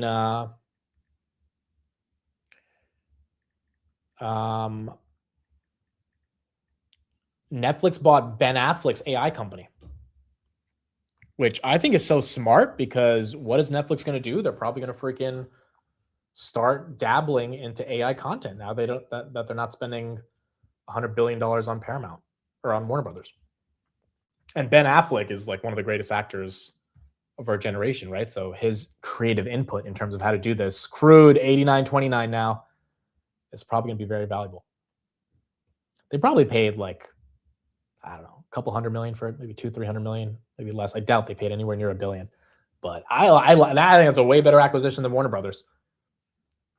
Like, if the world is going towards AI content, then let's do it. Let's go there. My rel right there at 90. My favorite Ben Affleck movie is Good Will Hunting. Never take a Mitt's advice on movie shows with the credibility of actors. Look, just because you guys don't understand cinema, okay? By the way, the guest that we had on Basis Points yesterday, which, again, I think the episode's dropping today. I'm trying to get confirmation if it drops today. If not, it will drop tomorrow. We'll let you guys know who the guest was, though, on the close. Steve will be on. And the pod should drop today. But if it doesn't, then it will be out tomorrow. We asked them about their favorite movie. And, had some very interesting thoughts about it. But I thought Ben Affleck in Good Will Hunting was the best. Its number one actor is Zac Efron. First of all, I don't know why you guys hate on Zac Efron, okay? He's legit. Oh, Ben Affleck sucked in The Rip. The Rip was horrible. I didn't watch it, but within 20 minutes, I could tell it was going to be horrible. So it's about speed and efficiency in life. Okay, you don't waste your time on something after 20 minutes. So yeah, I didn't like that.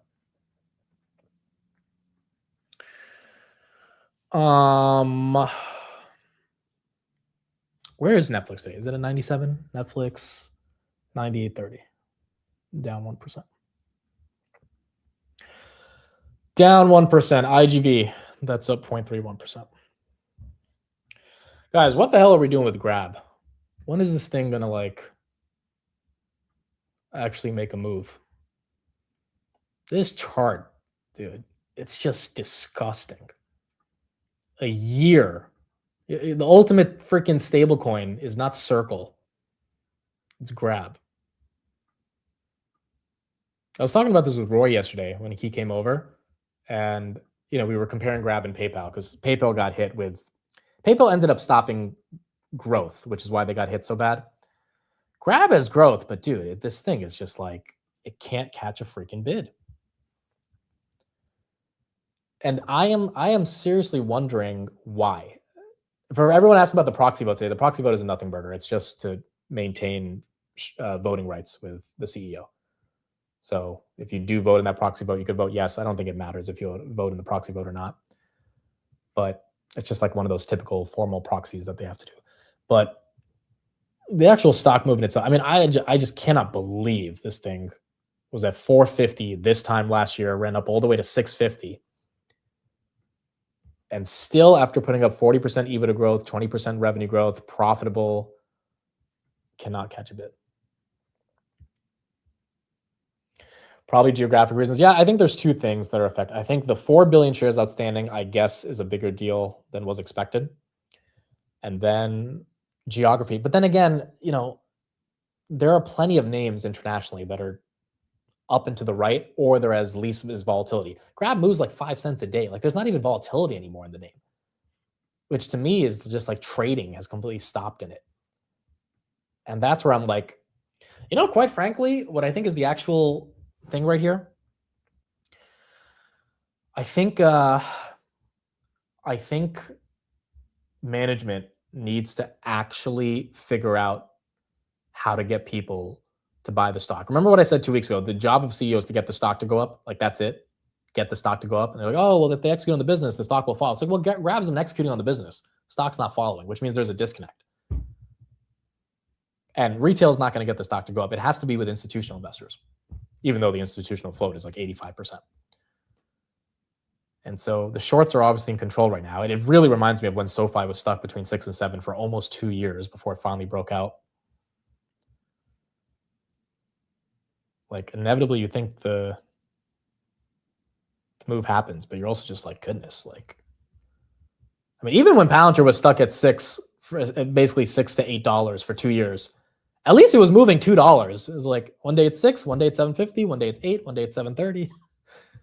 Grab's 407, 402, 415, 403. And I think that's the annoying part about it. Yeah, the go-to stuff is not materialized. Also, the Stas acquisition. Palantir, she's moving, baby. Almost 157 right here. Getting a pretty big move. I mean, if we hit 160 today, that would be pretty aggressive. But it would be great to see. The Stash acquisition, I just didn't like. I really didn't like. I get why they did it, but I didn't like it. They have so much in cash. They're only buying back 500 million worth of shares. I'm like, dude, there's got to be something more you can do with that cash. And guiding for 20% growth when you have that much, I mean, they're going to do $4 billion in revenue this year. It's not a small amount of money. The market cap is freaking 16 billion with 7 billion in cash. So the enterprise value is $9 billion on 4 billion of revenue.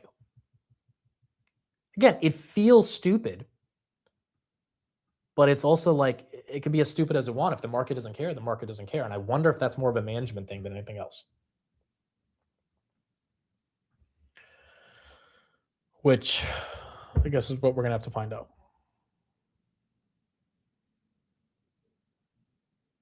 There's also insider selling. Yeah, and look, I don't care about insider selling that much, but I do think to give the bears the benefit here, when your stock's not moving and there's insider selling, it really can piss people off. It's like, dude, the stock's flat for 2 years and you're selling.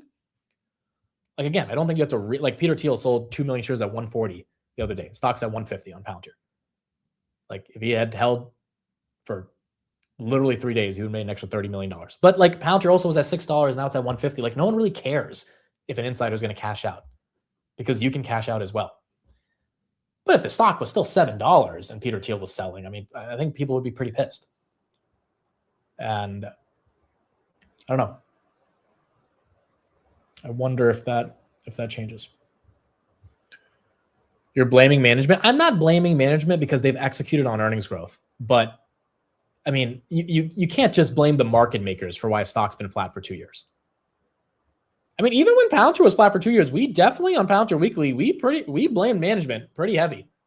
I mean, we said every week, why the hell are they not getting a sales force? Why can't Carp sell the product?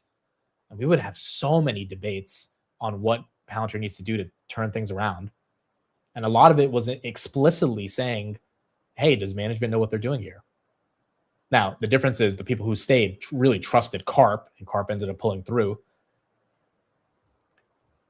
But I think we reevaluate Grab in May and we see, like, if it's still stuck at this price after another quarter of massive growth, if it's stuck at $4.02, I think it really becomes a question, hey, like, does management even care about the stock price? Because that is also a thing. Like, management has to care about the stock.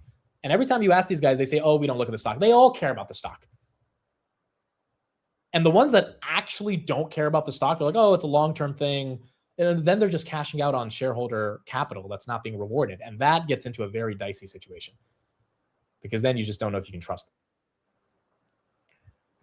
So I think that's the deeper question with what's happening with Grab. Look, time will tell. I mean, at the end of the day, we are also spoiled of buying a stock and seeing it go up instantly. I mean, you're supposed to hold for years. That's literally what happened with Hood and Palantir, and for so many OG Tesla shareholders. Like, you had to wait years to see something happen. But I think you also want some communication in that process to see if it plays out. We have Rick Reeder right here. I think he's live on Bloomberg. Let's see what he's saying about where the economy is. On the jobs number, what do you make of the U.S. economy now looking at 4.4% unemployment?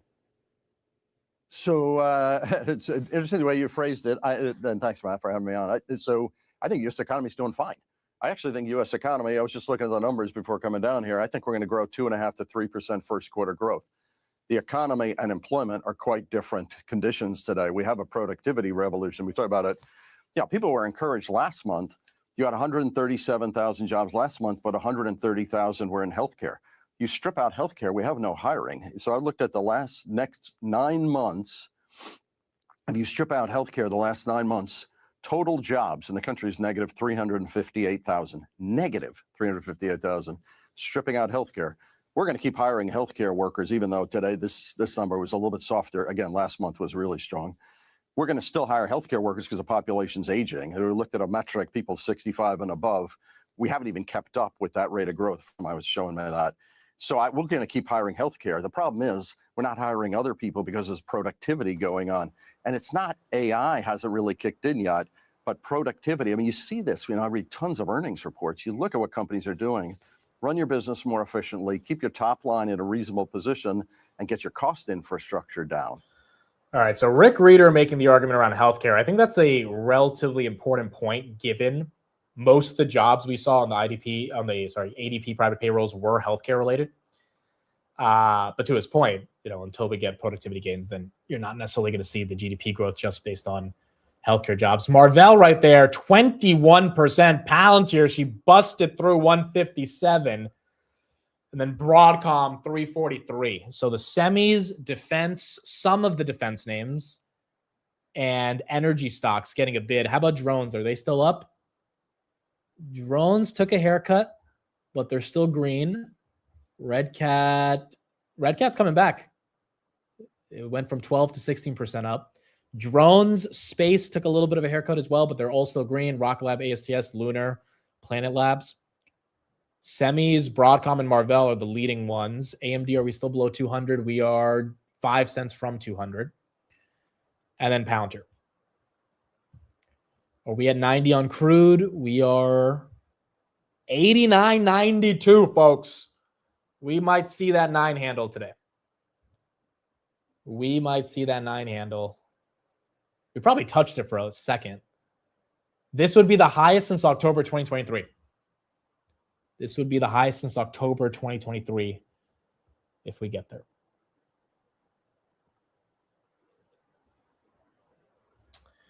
And the White House just used video game footage in their newest video about Operation Epic Fury.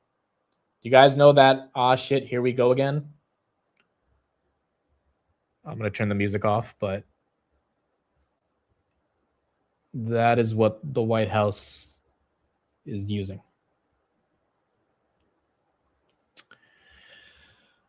All right.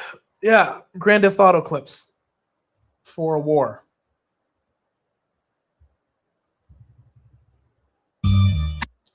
All right. That is what we're dealing with here. That is what we're dealing with. Looks like this thing is not lasting, or is not stopping anytime soon. Did we just pass 90? We just passed 90. There she goes. Crude oil, $90 a barrel for the first time since October 23. Damn, dude. 2.5 years since we've seen these prices. Those gas prices Monday morning are going to be ramping up. It is inevitable at this point, unless this chills over the weekend. And if this shoots up higher than 90 over the weekend, then it's likely not stopping. It's likely not stopping. Did I say Epic Fury? Oh, no. Furry? I didn't say Epic Furry. I said Epic Fury. I think. If I said furry, that'd be crazy. That would be crazy. 100 a barrel oil over the weekend equals a bloodbath on Monday. Well, I wonder if the drone stocks, the energy stocks, and the defense stocks get even more of a bid, which might actually be, once again, good for Palantir. But I did say furry. Whatever. I guess I did say furry. I made a lot of mistakes today. I think today is what I think I made like at least 15. I think I said Kuwait wrong. I said so many things wrong today. Interstrangled.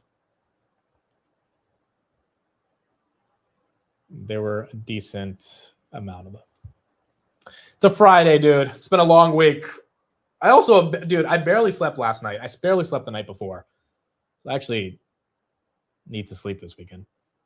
But I'm not blaming the sleep for my amidisms, because even with the sleep, that probably wouldn't have helped. Amid is helping us generate capital losses on Grab. That is hilarious. That is... Oh my gosh. Yep, that's the way you get out of it now. You generate capital losses. Dude, it's safe to say the third album is not hidden right now. It's hard to have 3 good albums in a row. The first 2 continue to, at least the first one, she just does not like disappointing right there. Palantir almost 157. Got to give the third one a little bit more time. A little bit more time. I am monitoring your pronunciation, and you missed quite a few today. Thank you for your attention to this matter. I thought his third time's the charm. Well, when the first 2 are charms, if like third time is going to make you fight harder for it. You know, the thing about what happened last year is that not only were so many stocks moving up and to the right, like legacy names like SoFi, Robinhood, Palantir, Rocklab, all those things, but the thing I think that was the most interesting was that the thematics around AI supply chain was going to go into overdrive. Like Iran, Cypher, all these, like they were all like $3, $4. They're now like $40, $50. Nebius, all these names. And that was the trend, that like a tsunami that was coming over the market in terms of where AI infrastructure spend was going to go. And those are the stocks that got most of the value in terms of like really, like the hood Palantir is $6-7 to $100. That was replicated within the small AI supply chain data center names like Anebius, Iren, Cypher, Wolf. I mean, there's so many other ones that are out there in terms of supply chain. Amcor to an extent, right? That was at $1.15. And you couldn't just want to find like good stories like Southeast Asia Super App, which I think is a relatively strong story that's compounding because the market doesn't care about that. The market cares about Ondas at $2, now at $10 because that's drones. The market cared about Iren at $3. That's now $30 because of data center spend. Trump was also becoming president as well. Yeah, and that shifted the entire market to go a bit more risk on, which meant consolidating into the United States and the big beautiful bill hypercharged the AI spend. So that's where the thematic went. Robinhood benefited because it was a bull market. Palantir benefited because it's AI. The Mag 7 benefited kinda, but there's still, I mean, Microsoft's flat over the past year. Meta's flat. Like those names still haven't really benefited. It's the smaller AI secular themes that have caught up. Yeah, SanDisk, Western Digital, Micron, like those were really the themes to be looking at. And I think what you take away from this is a lesson of just like, all right, if the world's going in one direction, as confident as you are in the opposite direction, you can't go the opposite direction because capital is just not going to be deployed there as easily. Yeah, and then crypto got hit. I mean, there was a lot of momentum in that name, and so a lot of people started speculating on the whole BMNR situation. Like, so many sectors got destroyed, but the ones that survived like really created 10 baggers. And now I think the market's just so choppy. Everyone's trying to figure out exactly where those next thematics will be. All right, are we done for the day? How is it freaking 12 o'clock, dude? I didn't even realize it's 12 o'clock today. Where's NVIDIA? NVIDIA, we'll be back again for the close. We'll see what companies get into the S&P 500. NVIDIA's down 1%. The S&P is still down 1%.